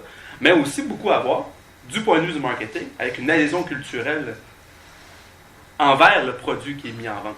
Hein, le marketing, qu'est-ce que ça fait? Ça veut susciter une adhésion culturelle envers le produit qui est mis en vente. Et donc, dans des segments de population, des segments de secteurs de consommation, le marketing réussit à créer certaines adhésions qui après jettent une image très positive sur l'entreprise qui rend disponible le produit, mais qui reste une image positive pensée au niveau du marketing et au niveau du segment de population à qui je m'adresse. Donc, effectivement, la réalité de la chaîne de production, de tout ça, a absolument aucunement importance. Pour ça, je reprends je dis parce que ça m'a un peu mis de travers quand j'ai vu la publicité de Pepsi qui se montre vraiment comme si boire un Pepsi, c'était aller dans une manif puis confronter la police, je sais pas quoi, mais là, on est en pur délire, là, quand même, là, tu sais. Ou que quand tu offres un Pepsi à un policier anti-émeute, ça va le pacifier puis il va venir avec toi manifester. Si quelqu'un a eu ça, j'avais une manif, vous comprenez, ça marche pas exactement comme ça. Ensuite, je vous déconseille d'offrir du Pepsi à un policier anti-émeute. C'est pas sécuritaire. Donc, premier élément, je pense que oui, pour répondre, ouais, il y a quelque chose de là qui est vrai, mais pas au sens de l'opinion publique, pris comme on peut le penser, comme un parti politique va le penser dans une opinion publique pris, disons, pour l'ensemble de l'opinion publique, mais une opinion publique sectorielle, segmentée. Cette opinion-là va être le reflet non pas du degré de responsabilité sociale dans l'entreprise, mais peut être le reflet du taux de pénétration de la stratégie marketing à côté à la politique de responsabilité sociale. Autre chose, je le dis juste, il y a d'autres choses aussi qui pilotent à l'opinion, disons, l'opinion que les gens ont envers les entreprises. Je sors un peu du sujet, mais ça, c'est assez évident. On sait au Québec qu'il y a des entreprises qui ont une forte importance dans le tissu économique, culturel, politique. Jusqu'à tout récemment, Bombardier avait plutôt bonne presse au Québec. Les gens étaient fiers de Bombardier, voulaient sauver Bombardier. Si on fait des sondages, on pose la question, est-ce que le gouvernement doit appuyer Bombardier pour ça? La réponse est oui, parce que c'est un fleuron québécois et c'est important. Ils ont commis un petit dérapage au niveau de la politique de rémunération dernièrement qui a nuit à leur image de marque. Mais ceci dit, la question réelle, est-ce que Bombardier est effectivement un fleuron québécois? Ça fait très longtemps que Bombardier n'est plus un fleuron québécois, c'est une multinationale. Mais ça ne changeait pas grand-chose à l'adhésion, une certaine adhésion de l'opinion publique envers l'entreprise. Et sur une note positive, pour terminer, je pense qu'effectivement, il y a peut-être là, puis là, ça fait le pont avec la dernière question, mais peut-être effectivement des choses qui sont intéressantes à penser, c'est effectivement comment mobiliser différemment les attentes, hein, les consommateurs qui veulent consommer des produits responsables, comment réussir à politiquement et socialement, économiquement, les mobiliser autrement que par des politiques de responsabilité sociale, donc leur donner un contenu un peu plus substantiel à une volonté qui est fort juste de trouver une concordance entre consommation et valeur, disons. Donc, pour la dernière question, en fait, on fait un retour un peu avec notre question de la définition. On avait parlé que la RSE devait être en fait volontaire, puis aller au-delà de ce qui est prescrit par la loi ou par les autres normes.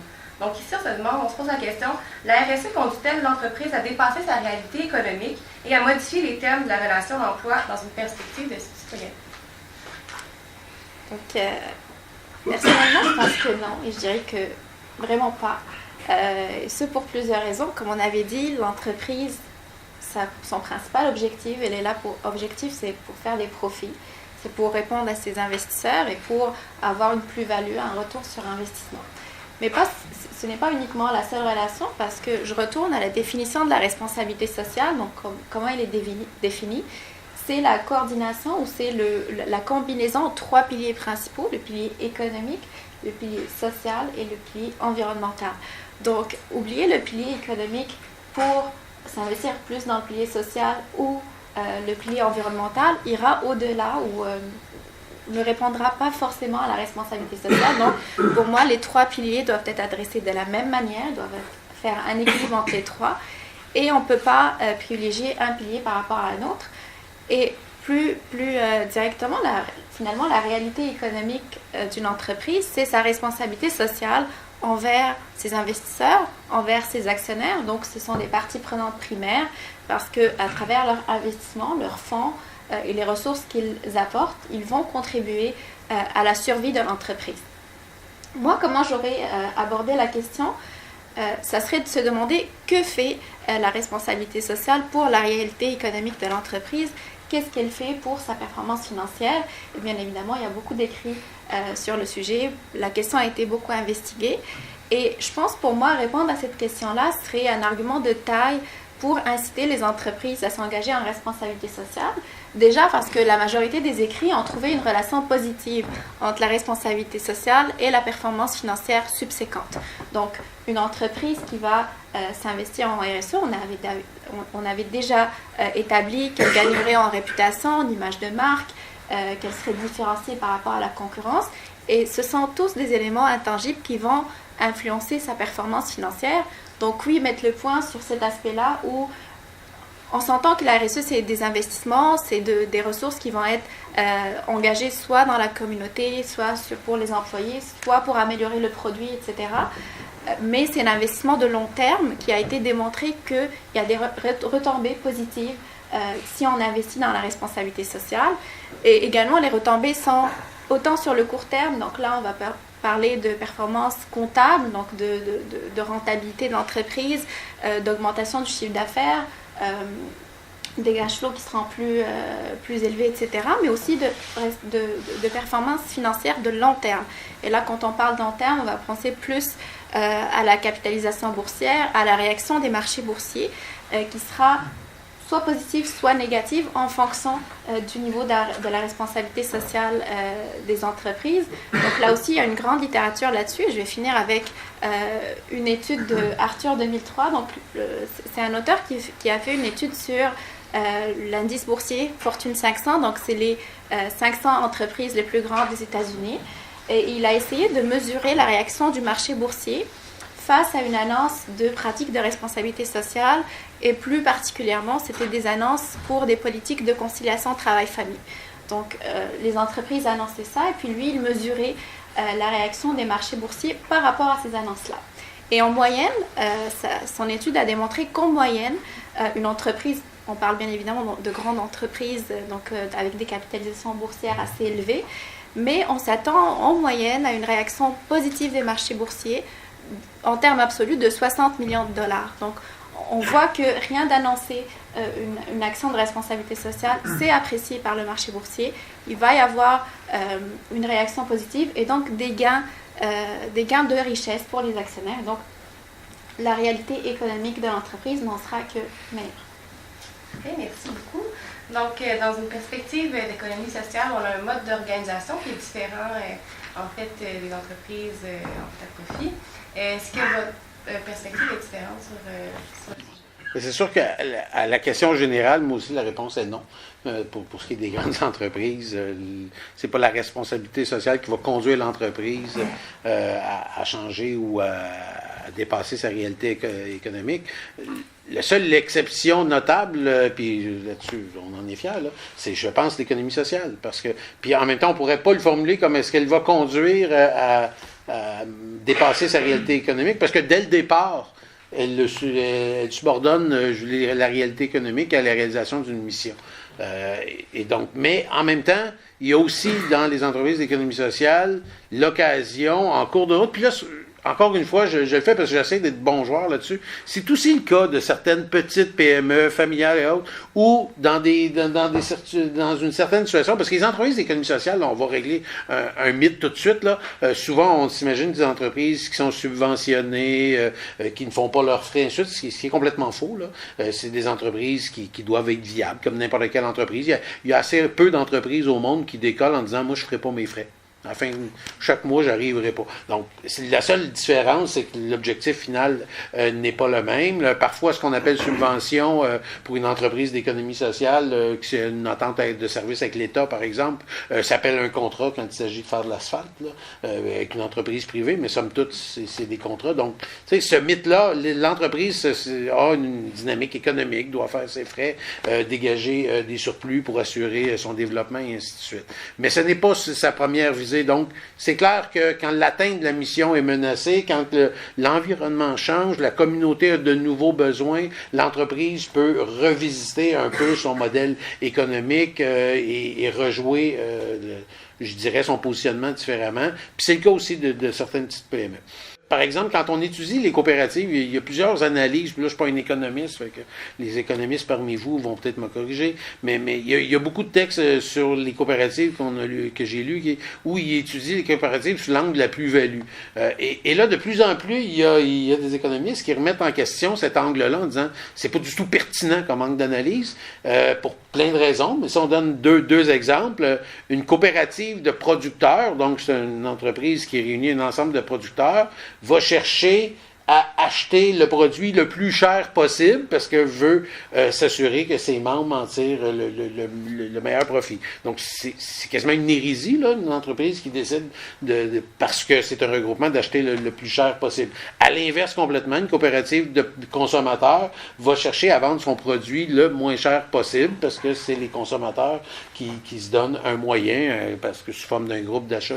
Donc, on est dans une autre logique économique complètement, et qui, justement, redéfinit constamment le lien entre l'économique et l'atteinte de la mission. Donc, dans cette notion-là de responsabilité sociale des entreprises, c'est clair qu'il y a une dynamique qui est beaucoup plus active et beaucoup plus changeante dans le temps et qui évolue au fur et à mesure que la société ou la collectivité dans laquelle l'entreprise s'insère évolue. Mais, comme je dis, c'est dès le départ. Hein, quand on fait le choix de cette forme d'organisation-là, c'est qu'on le sait dès le départ qu'on va subordonner l'économique à la réalisation de la mission. Donc, pour le reste, dans des entreprises privées classiques, non. Tu sais. À la limite, puis là, je suis ni économiste ni avocat, mais j'ai l'impression que même sur le plan légal, de subordonner l'intérêt des actionnaires à quelques autres intérêts, il doit y avoir un problème. Là. Quand on parle des énoncés de mission des organisations d'économie sociale, là, si on peut transformer ça en énoncé de mission d'une entreprise privée, c'est d'abord le rendement aux actionnaires. Donc, ce qui met à mal le rendement aux actionnaires et qui ne serait pas soumis ou accepté par les actionnaires causerait un problème. C'est pour ça que le cas des entreprises sociales est intéressant, parce que montre une nouvelle façon d'organiser le travail et qui est à mi-chemin entre la structure juridique de l'organisation qui l'assure et les valeurs des promoteurs qui ont des vertus ou qui ont une visée sociale. Et en ce sens-là, c'est intéressant parce que un des enjeux qui va se poser là, soyons encore une fois bons joueurs, il y a des entrepreneurs sociaux qui sont remplis de bonnes intentions et qui veulent faire le bien. Comment leur vision va s'inscrire dans une pérennité si on garde le cadre juridique de l'entreprise privée qui soumet la visée justement au profit. À long terme, j'ai hâte de voir ce qui va arriver de toutes ces belles entreprises sociales-là. Peut-être se transformeront-elles en coopérative ou en OBNL, et ce serait la meilleure façon d'assurer la pérennité. Parfait, merci beaucoup. J'aime en fait vous donner l'exemple dans votre contexte où la stratégie et les décisions stratégiques sont vraiment alignées et fidèles à la mission qui peut être différente d'une organisation à une autre. Vous mentionnez les actionnaires, en fait une perspective qui sont un peu un intermédiaire ou membre à part entière de cette relation-là. Du côté du syndicat, comment est-ce que vous participez, si on veut, dans cette perspective de citoyenneté-là? Mais c'est certain que le mouvement syndical s'est inscrit dans une forme très, très formelle dans les dernières décennies, peut-être un peu moins historiquement auparavant, pour dire, ça nous prend un cadre dans lequel on peut discuter ouvertement, pouvoir s'affirmer, pour arriver à une forme de contrat social entre les parties, pour dire, voici ce qui va fixer notre devenir ensemble, et voici où je vais pouvoir me projeter dans le temps. Et je pense que là, ça revient à un élément essentiel, c'est le sens au travail, c'est le sens en emploi, c'est le sens à l'intégration de l'individu dans son organisation. Quand on pose la question, est-ce que la RSE peut amener une entreprise à dépasser ses réalités économiques, je ne serais pas très, très différent de mes collègues. Je ne crois pas. Mais si on me pose la question, est-ce qu'une forme d'initiative volontaire où on crée un espace ouvert où le travailleur, la travailleuse peut s'intégrer, peut s'impliquer, mais je pense que oui, là, il peut y avoir une modification perceptible dans le lien à l'emploi, dans le lien au travail, et surtout aussi sur la capacité de l'individu à pouvoir innover et amener des nouvelles solutions. La plupart des travailleuses et des travailleurs sont détenteurs de connaissances par rapport à leurs moyens de production. C'est souvent les meilleures personnes qui sont en mesure de pouvoir conseiller, mais du moins ajuster certaines pratiques au travail.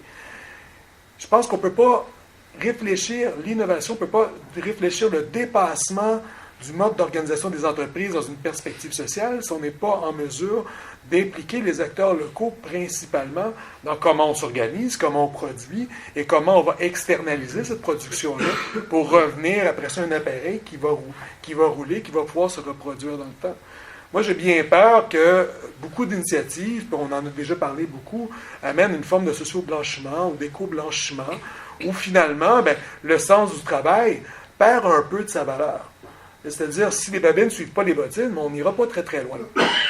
Ceci dit, c'est une perspective très locale, mais quand on regarde à une échelle peut-être plus au niveau des chaînes de valeur, au niveau international, on se rend compte que la réalité économique d'un client qui va vers ses fournisseurs, qui fait des audits sociaux ou environnementaux sur sa chaîne d'approvisionnement, mais souvent, ces formes d'audit-là deviennent une quasi-caricature policière du point de vue des organismes locaux, des collectivités locales, qui, eux, voient, finalement, des étrangers qui viennent tenter de régler un problème très, très, très factuel dans un contexte de très court terme, parce que finalement, l'entreprise veut être en mesure de rendre des comptes, puis s'assurer que dans son rapport annuel, elle a atteint un indicateur voulu, sans nécessairement remettre en question les causes fondamentales qui amènent à des bris dans, justement, les conditions d'emploi ou les conditions d'exploitation du capital dans ces chaînes d'approvisionnement-là.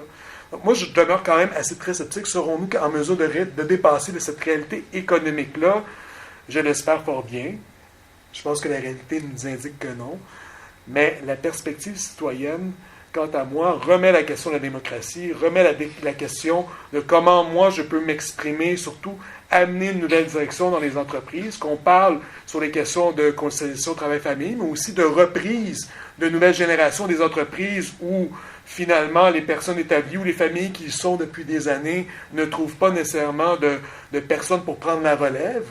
Moi, je pense que là aussi, il y a peut-être une incidence sur comment, socialement, on peut s'accaparer, on peut s'approprier ces lieux de production-là. Et à cet effet-là, la citoyenneté, qu'elle soit dans la sphère publique, dans la sphère privée ou au travail, va toujours demeurer très difficile à supporter, je pense, individuellement. C'est toujours difficile de s'affirmer, que ce soit devant un public, que ce soit sur les médias sociaux, quoi qu'un peu moins, mais du moins pour dire, moi j'ai des droits, je veux les faire respecter. Maintenant, l'entreprise va non seulement me respecter, mais respecter l'ensemble des parties prenantes qui sont à l'extérieur de l'entreprise. C'est un très beau défi, puis je pense que le colloque va pouvoir adresser ces questions-là pleinement. En tout cas, moi, quand j'ai vu l'horaire, j'étais excité. Merci. Monsieur Routot, je vais vous laisser à compléter cette dernière question. J'ai avec la famille, là, la réponse est non.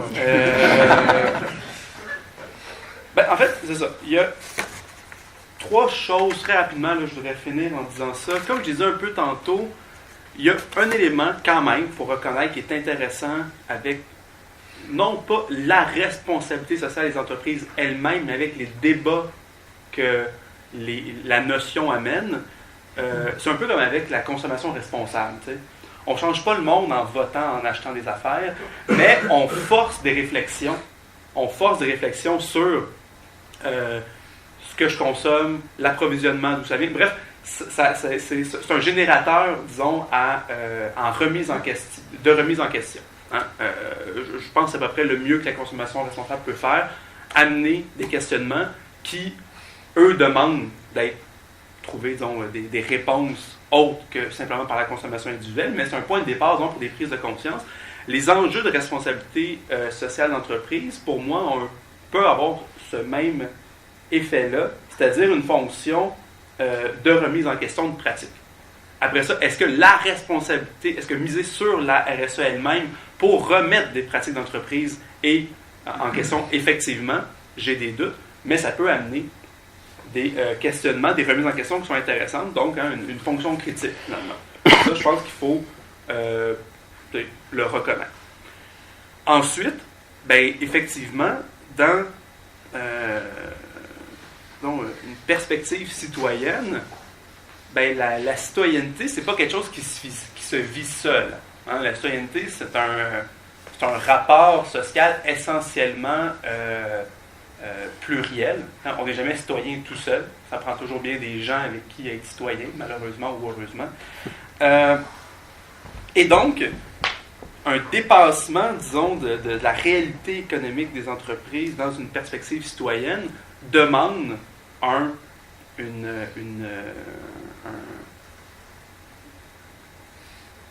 appelons ça des instances, appelons ça des lieux de médiation pour des rencontres collectives. Un bon vieux syndicat, ça fait quand même relativement le travail.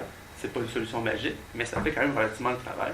Ça met en entreprise, non pas, même du point de vue de la responsabilité sociale, ben, comme je le disais au début, l'entreprise, c'est d'abord aussi un lieu de tension et de conflit.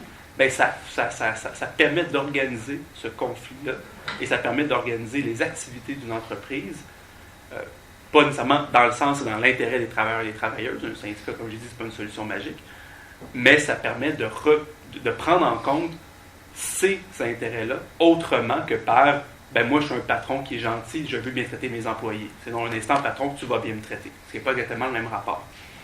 Premièrement. Puis deuxième élément, comprendre que notre économie, si je le simplifie rapidement, on a une économie à 4 piliers. L'entreprise privée traditionnelle, l'action de l'État, l'économie domestique, puis ce qui peut être, disons, l'économie sociale. Laissons de côté l'économie domestique pour aujourd'hui parce que on rentrerait dans des débats, on aurait pour un autre jour, 3 jours de colloque. Mais effectivement, aider, voir au développement, et ça, moi je suis tout à fait d'accord avec Martin là-dessus, des politiques publiques qui accompagneraient, qui soutiendraient et qui miseraient sur le développement d'entreprises d'économie sociale, que ce soit des OBNL, que ce soit des coopératives. Pour moi, on aurait là un vecteur de transformation, même des comportements et des pratiques des entreprises privées traditionnelles. Changer le mix social du tissu économique en faveur des entreprises d'économie sociale, pour moi, c'est aussi mettre de la pression. C'est un des moyens qu'on a pour mettre de la pression pour, j'ai envie de dire, forcer, tout comme avec la présence syndicale, des transformations de pratiques en entreprise. Et là, on a des éléments pour capter les volontés de changement, les volontés de transformation des pratiques qui me semblent bien plus porteuses de transformation que simplement compter sur les volontés marketing d'entreprise, finalement. Parfait. Bien, je vous remercie pour cette dernière intervention qui clôt notre panel. Donc, en fait, j'ai une espionne qui m'a dit que quelques personnes dans la salle auraient des questions. Donc, si vous voulez bien répondre, on prendra une minute supplémentaire pour répondre aux questions de certains membres de l'audience. Bonjour, Patrice Benoît, Conseil central de Montréal, la CSN. Moi, j'aimerais revenir à la question 3, parce qu'il y a des choses qui ont été dites, puis je pense qu'on est dans le noyau, là. Peut-elle servir l'image de marque de... Puis, je pense que c'est Renaud qui a dit on ne peut pas mesurer le niveau de responsabilité d'une entreprise. Hein. Puis, c'est tellement faussé par le marketing, hein, Madame en a parlé. Puis, on regarde Coke, y a-t-il une compagnie qui a des plus belles valeurs que ça, hein, familiale, relation de couple, ne pas péter votre bulle, mais allez voir Keller Coke, vous allez voir que c'est totalement d'autres choses, là. Walmart, McDonald's, les autos. Le marketing, ils nous font encore maintenant les autos. Ils nous mettent un arbre, du gazon, puis ton auto est devenue écologique, puis ils ont pris des responsabilités. Donc, on ne peut pas le mesurer. Puis là, ça va arriver, puis après-midi, je suis sur le panel, puis il y a une question qui demande que l'État devrait... Quand on parle servir l'image de marque de la nouvelle, mais là, c'est une responsabilité sociale. Regarde, on va s'en servir seulement quand on veut redorer l'image de notre compagnie. Il me semble qu'ils devraient tous avoir à la base une responsabilité sociale des entreprises. Pas juste s'en servir, puis là, on va faire un petit bout sur Théo Taxi, un peu opportuniste, mais ça nous amène à l'autre, parce que l'opinion du monde, je parle au monde de Théo Taxi, ils vont dire c'est extraordinaire, lui c'est un bon employeur, finalement il n'est pas mieux. Mais l'image qu'il dégage, le marketing qui s'est servi, fait que oui, c'est extraordinaire. Donc c'est là qu'on ne peut pas, comme Renaud disait, évaluer le degré. Puis, tant qu'il n'y a pas des règles, puis qu'on laisse ça à la charge de chaque entreprise, c'est illégal. On va voir une petite compagnie qui va essayer de faire des choses économiquement responsables, socialement responsables. Ils ne pourront pas compétitionner avec une qui est multinationale, qui va le faire seulement en besoin de mon marketing. Quand on disait qu'ils s'en foutent un peu de l'opinion publique, c'est pas ça qu'ils visent. Ils visent le profit, ils visent qui est ma clientèle. Un exemple, moi, je cherche, je magasine sur Internet une caméra numérique. Mais la vie étant tellement bien faite que sur Facebook, pendant un mois, il m'arrive toutes sortes d'annonces de caméras numériques. C'est ça qu'ils veulent aller chercher. Ils ne veulent pas aller chercher la personne, à moins d'un scandale, vous l'avez dit. Mais tant qu'il n'y a pas une règle de base pour tout le monde, où il pourrait y avoir celui pour l'image de marque, il pourrait en faire plus que la base, un peu comme les ISO ou en santé et sécurité, où tu respectes la loi, mais chez nous, on en fait plus que ce qu'on est obligé de faire. Là, tu parles de quelque chose. Mais quand je vois qu'on va se servir de la responsabilité sociale des entreprises pour notre image de marque, je m'excuse, mais ça devrait être basique. Juste un aspect, je suis d'accord que du point de vue du consommateur, évaluer la responsabilité sociale ou, dans mes termes à moi, l'impact social de l'entreprise, c'est à peu près impossible. Mais il y a quand même, du point de vue de l'entreprise, de plus en plus de méthodologies, qui n'équivalent pas tous, mais de plus en plus de recherches qui permet aux entreprises qui, elles, vraiment veulent évaluer leur impact social, de le faire et de le mettre de l'avant. Puis au fur et à mesure que, justement, il y a un corpus de méthodologies solides porté par des universitaires indépendants, neutres et qui spécialistes de l'évaluation, je pense qu'au fur et à mesure qu'on a justement des outils, va naître des évaluations qui vont avoir de plus en plus de crédibilité et qui vont peut-être forcer d'autres à vouloir s'inscrire sous ce chapeau-là, eux-mêmes aussi démontrer clairement ou évaluer leur propre impact là, dans des cadres reconnus. Fait que, quand même, il y a quelque chose, je pense, il y a un projet actuellement là, dans une organisation qui est partenaire avec le chantier où on travaille justement à faire le tour de toutes les études d'impact, tous les outils qui permettent d'évaluer l'impact social et économique des organisations. Puis je trouve que, bon, quand même, là, il y a des avancées là, dans les dernières années. Pour ceux qui, encore une fois, veulent le faire. Parce qu'il y en a un paquet qui aime mieux le dire que le faire. C'est quoi une entreprise qui est responsable socialement aujourd'hui? Qu'est-ce qu'elle doit remplir comme responsabilité envers le public, envers la société? Depuis quelques années, dans mon séminaire de maîtrise, je passe tout le temps un documentaire à peine biaisé qui est The Corporation, où est-ce qu'on compare finalement les entreprises à des psychopathes, puis on montre à quel point notre société est devenue malade parce que ces entreprises-là jouissent de beaucoup de droits, mais sont très peu redevables à la société. Fait que je me demandais, au Québec, qu'est-ce qu'on devrait considérer comme une entreprise socialement responsable? Est-ce qu'une entreprise socialement responsable a le droit d'être antisyndicale? Est-ce qu'une entreprise socialement responsable a le droit d'être non écologique? Puis est-ce qu'une entreprise socialement responsable doit nécessairement penser juste au profit? Ou elle a une certaine responsabilité envers la retraite décente, envers des salaires décents, etc. Puis il y a un objet qui me choquait beaucoup là-dessus, c'est la question des salaires que mon collègue a soulevé. Dans une petite municipalité au Québec, il y a des problèmes à l'heure actuelle avec des personnes âgées qui n'ont absolument rien comme revenu après avoir pris leur retraite. Puis ils perdent leur maison parce que leurs rentes ne sont pas suffisantes pour payer les dépenses, payer les taxes. Donc, ils se font reprendre leur maison parce qu'ils ne sont pas capables de financer ces taxes-là, etc. Donc, pour moi, la question est claire, puis ce colloque-là, c'est un peu pour ça que j'étais aussi contente qu'ils soient organisés. Qu'est-ce qu'on devrait exiger pour les entreprises qui s'installent chez nous, qui ont le droit à des subventions? On a subventionné les bombardiers, puis je veux dire, la leçon est assez claire, puis elle est venue assez raide, là. Ils se sont votés des augmentations de salaire. Fait qu'on fait quoi avec ça? Puis comment on les punit, ces entreprises-là? Parce que je m'intéresse beaucoup aux stratégies antisyndicales dans ma recherche. Puis on est en train d'évaluer les remèdes, c'est-à-dire qu'est-ce qui a été exigé ou qu'est-ce qui a été imposé comme sanction aux employeurs qui ont été considérés comme antisyndicaux. La réponse, c'est des peanuts. La réponse, c'est que les entreprises sont antisyndicales, parce que c'est payant de le faire. Donc, on fait quoi?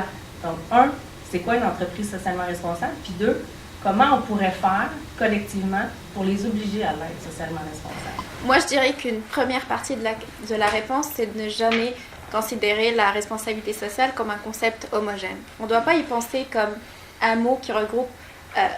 il faut vraiment des catégories, il faut catégoriser des piliers qui doivent être respectés. Donc, quand je pense responsabilité sociale, j'ai principalement responsabilité en matière de gouvernance, donc transparence, par exemple composition du conseil d'administration, aussi rémunération des dirigeants. Donc, c'est une responsabilité envers les actionnaires et les investisseurs. Un premier pilier.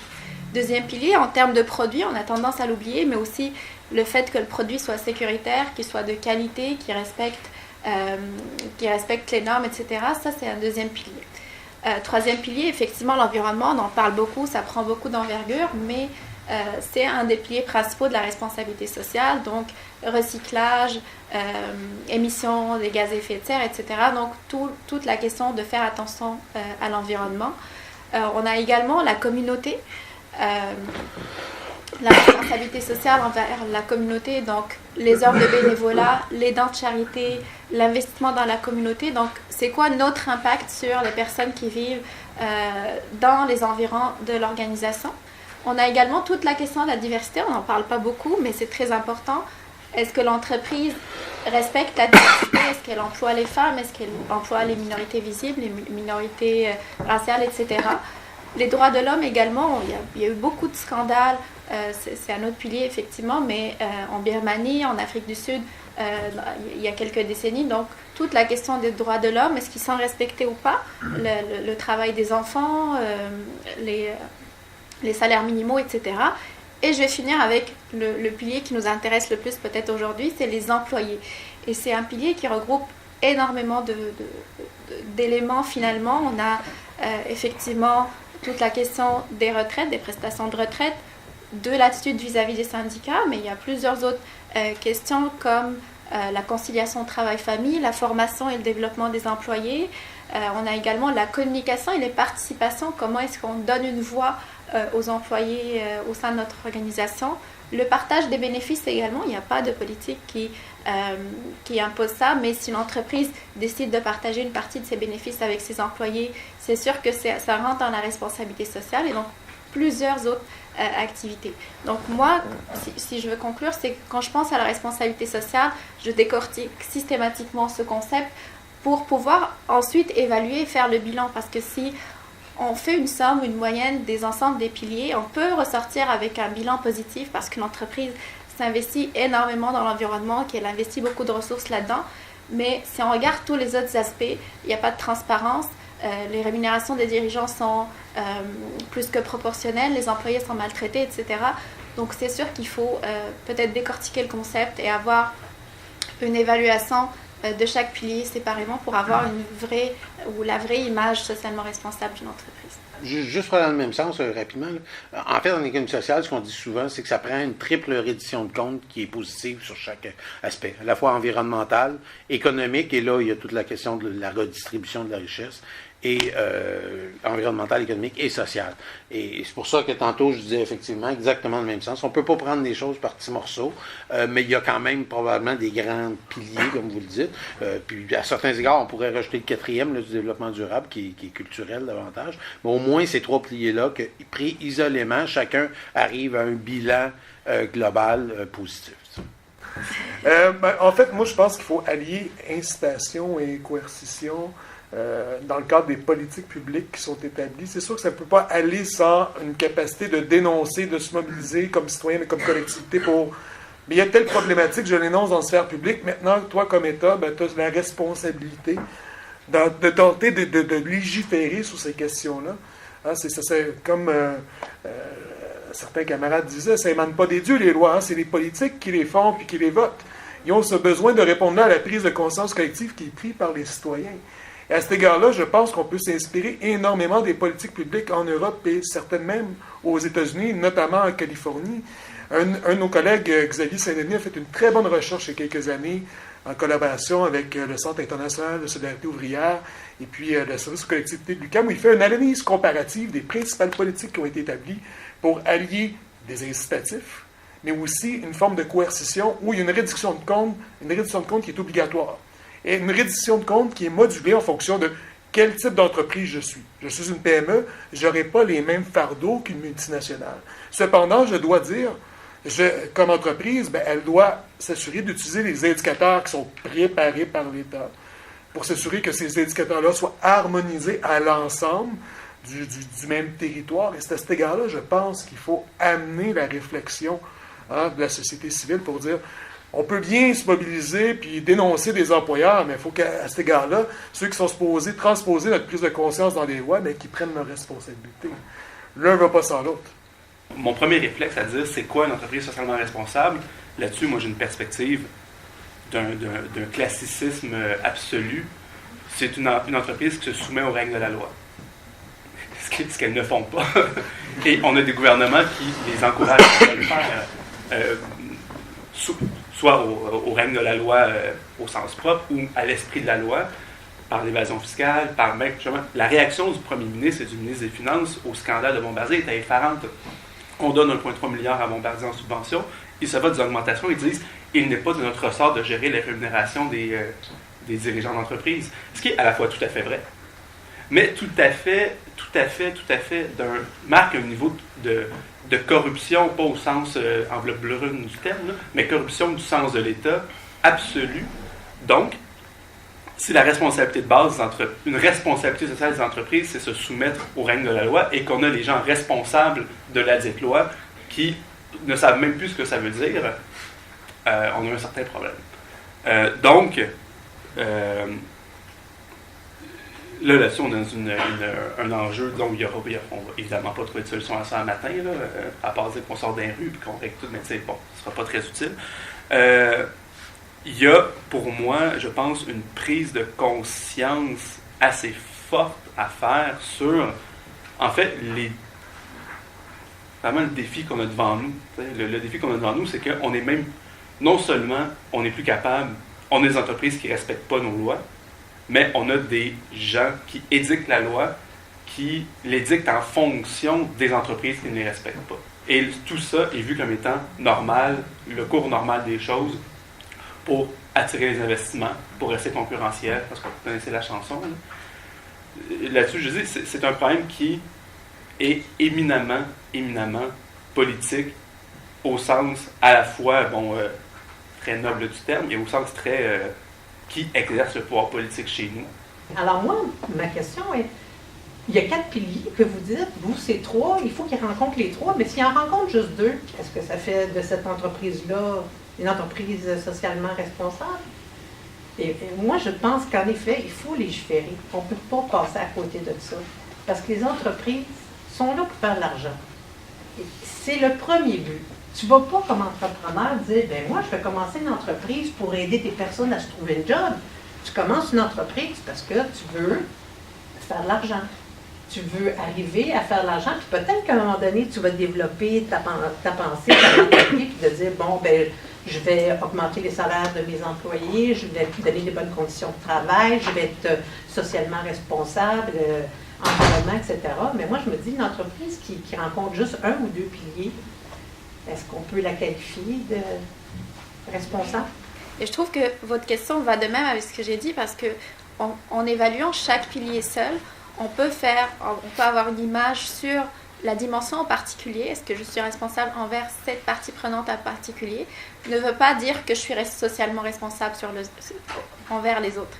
Et parfois, on s'investit sur un pilier, par exemple, pour la communauté, on fait des dons de charité, on s'investit avec des heures de bénévolat, etc. Mais avec une autre dimension, on peut avoir un bilan positif également. On peut avoir un bilan négatif, donc on peut nuire à ces parties prenantes-là, on peut nuire à l'environnement, etc. Mais parfois, on a aussi un bilan neutre. On fait rien de bien, mais aussi on fait rien de mal. Et pour moi, le fait d'avoir une évaluation transversale sur tous les piliers n'est pas forcément, ne reflète pas forcément la réalité des choses. Donc, moi, ce que je fais, c'est que je regarde un pilier, ensuite l'autre, pour avoir une image assez décortiquée finalement du niveau de responsabilité sociale d'une entreprise. Et je ne sais pas si je vais aussi un peu contribuer à la question d'avant. Moi, quand je pense si on va légiférer la responsabilité sociale, si on va mettre ça dans des lois, à mon avis, on sort de la responsabilité sociale. Ça va devenir des obligations légales. Donc, oui, les entreprises ne respectent pas leurs obligations légales, mais on va rentrer dans ou sous l'égide de la loi et sous l'égide des obligations légales qui nécessitent ensuite des sanctions, des suivis, etc. Donc, on se retrouve dans une situation où il y a une instance qui est responsable de vérifier finalement le respect des lois. Et encore une fois, pour moi, une fois qu'on va définir des standards minimaux et des règles, des lois, on sort un peu de la responsabilité sociale qui, à mon avis, c'est d'aller au-delà du minimal, des standards minimaux qui sont fixés par la loi. Moi, j'ajouterais, comme il n'y a pas de législation, justement, tout ce qui est responsabilité sociale des entreprises, c'est une mesure relative. Est-ce qu'on l'a un peu plus qu'un autre à côté, puis un peu moins que l'autre chose? Mais pour tout ce qui est législatif, là, indépendamment que ce soit de l'ordre de la loi ou d'une politique publique, tout ce que je crains, puis c'est le message sur lequel je laisserai, là, mais c'est que pendant, fin des années 90, là, jusqu'à quelque part dans les années 2000, on a eu un tournant au Québec où on avait une approche un peu plus partenariale. On a beaucoup parlé de co-construction. Les politiques publiques, que ce soit les services de garde, mettaient plusieurs acteurs ensemble. Et entre autres, je veux dire, le milieu syndical, si on regarde les services de garde, c'est les conditions de travail ont monté. C'est pas juste parce que c'est des entreprises d'économie sociale, parce que ça en est d'ailleurs, mais c'est parce que le milieu syndical a été très impliqué. Donc même dans notre secteur, on a des enjeux sur les conditions de travail qui sont grandement améliorés quand justement il y a plusieurs parties puis que les travailleurs s'organisent. Ce que je crains, c'est que, clairement, c'est que depuis quelques années, cette notion-là, cette philosophie-là partenariale de co-construction a pris le bord et les instances de participation de la société civile ont été charcutées, pour ne pas dire plus dur que ça. Donc, de mettre en place quelques règles que ce soit, quelques politiques que ce soit, dans le contexte actuel, je ne vois pas comment on arriverait à quelque chose de réellement porteur si on n'intègre pas la société civile, les mouvements sociaux, si on n'intègre pas toutes les parties prenantes de la société, là, pas juste ce qui est autour de l'entreprise, mais c'est des acteurs sociaux fondamentaux. Et actuellement, ces instances-là sont disparu. Donc, on a beaucoup à reconstruire pour être sûr que ce qu'on se donne, ça soit sous le mode de la co-construction et là, ça devient des projets un peu plus porteurs ou des mesures. Et je pense que la meilleure mesure, c'est celle qu'on se donne toujours à soi-même. Donc, c'est pour ça que l'économie sociale, à mon avis, fait le meilleur choix quand, dès le départ, elle se met dans un cadre beaucoup plus contraignant de gouvernance démocratique. C'est pas simple, là, gérer... quand c'est un membre, un vote, il n'y a pas personne qui peut arriver et dire « j'ai 51% des actions, dites ce que vous voulez, en bout de ligne, je déciderai ». Là, non, c'est un membre, un vote, c'est un peu plus compliqué. Mais c'est des cadres qui, à terme, qui sont volontaires, mais qui, à terme, sont beaucoup plus porteurs. Mais ça suppose des politiques publiques qui prennent en considération l'ensemble des acteurs. Et ça, c'est des conditions actuelles... pas vous dire de voter différemment aux prochaines élections, mais... Je remercie en fait nos panélistes, vraiment, on peut leur donner une main d'applaudissement.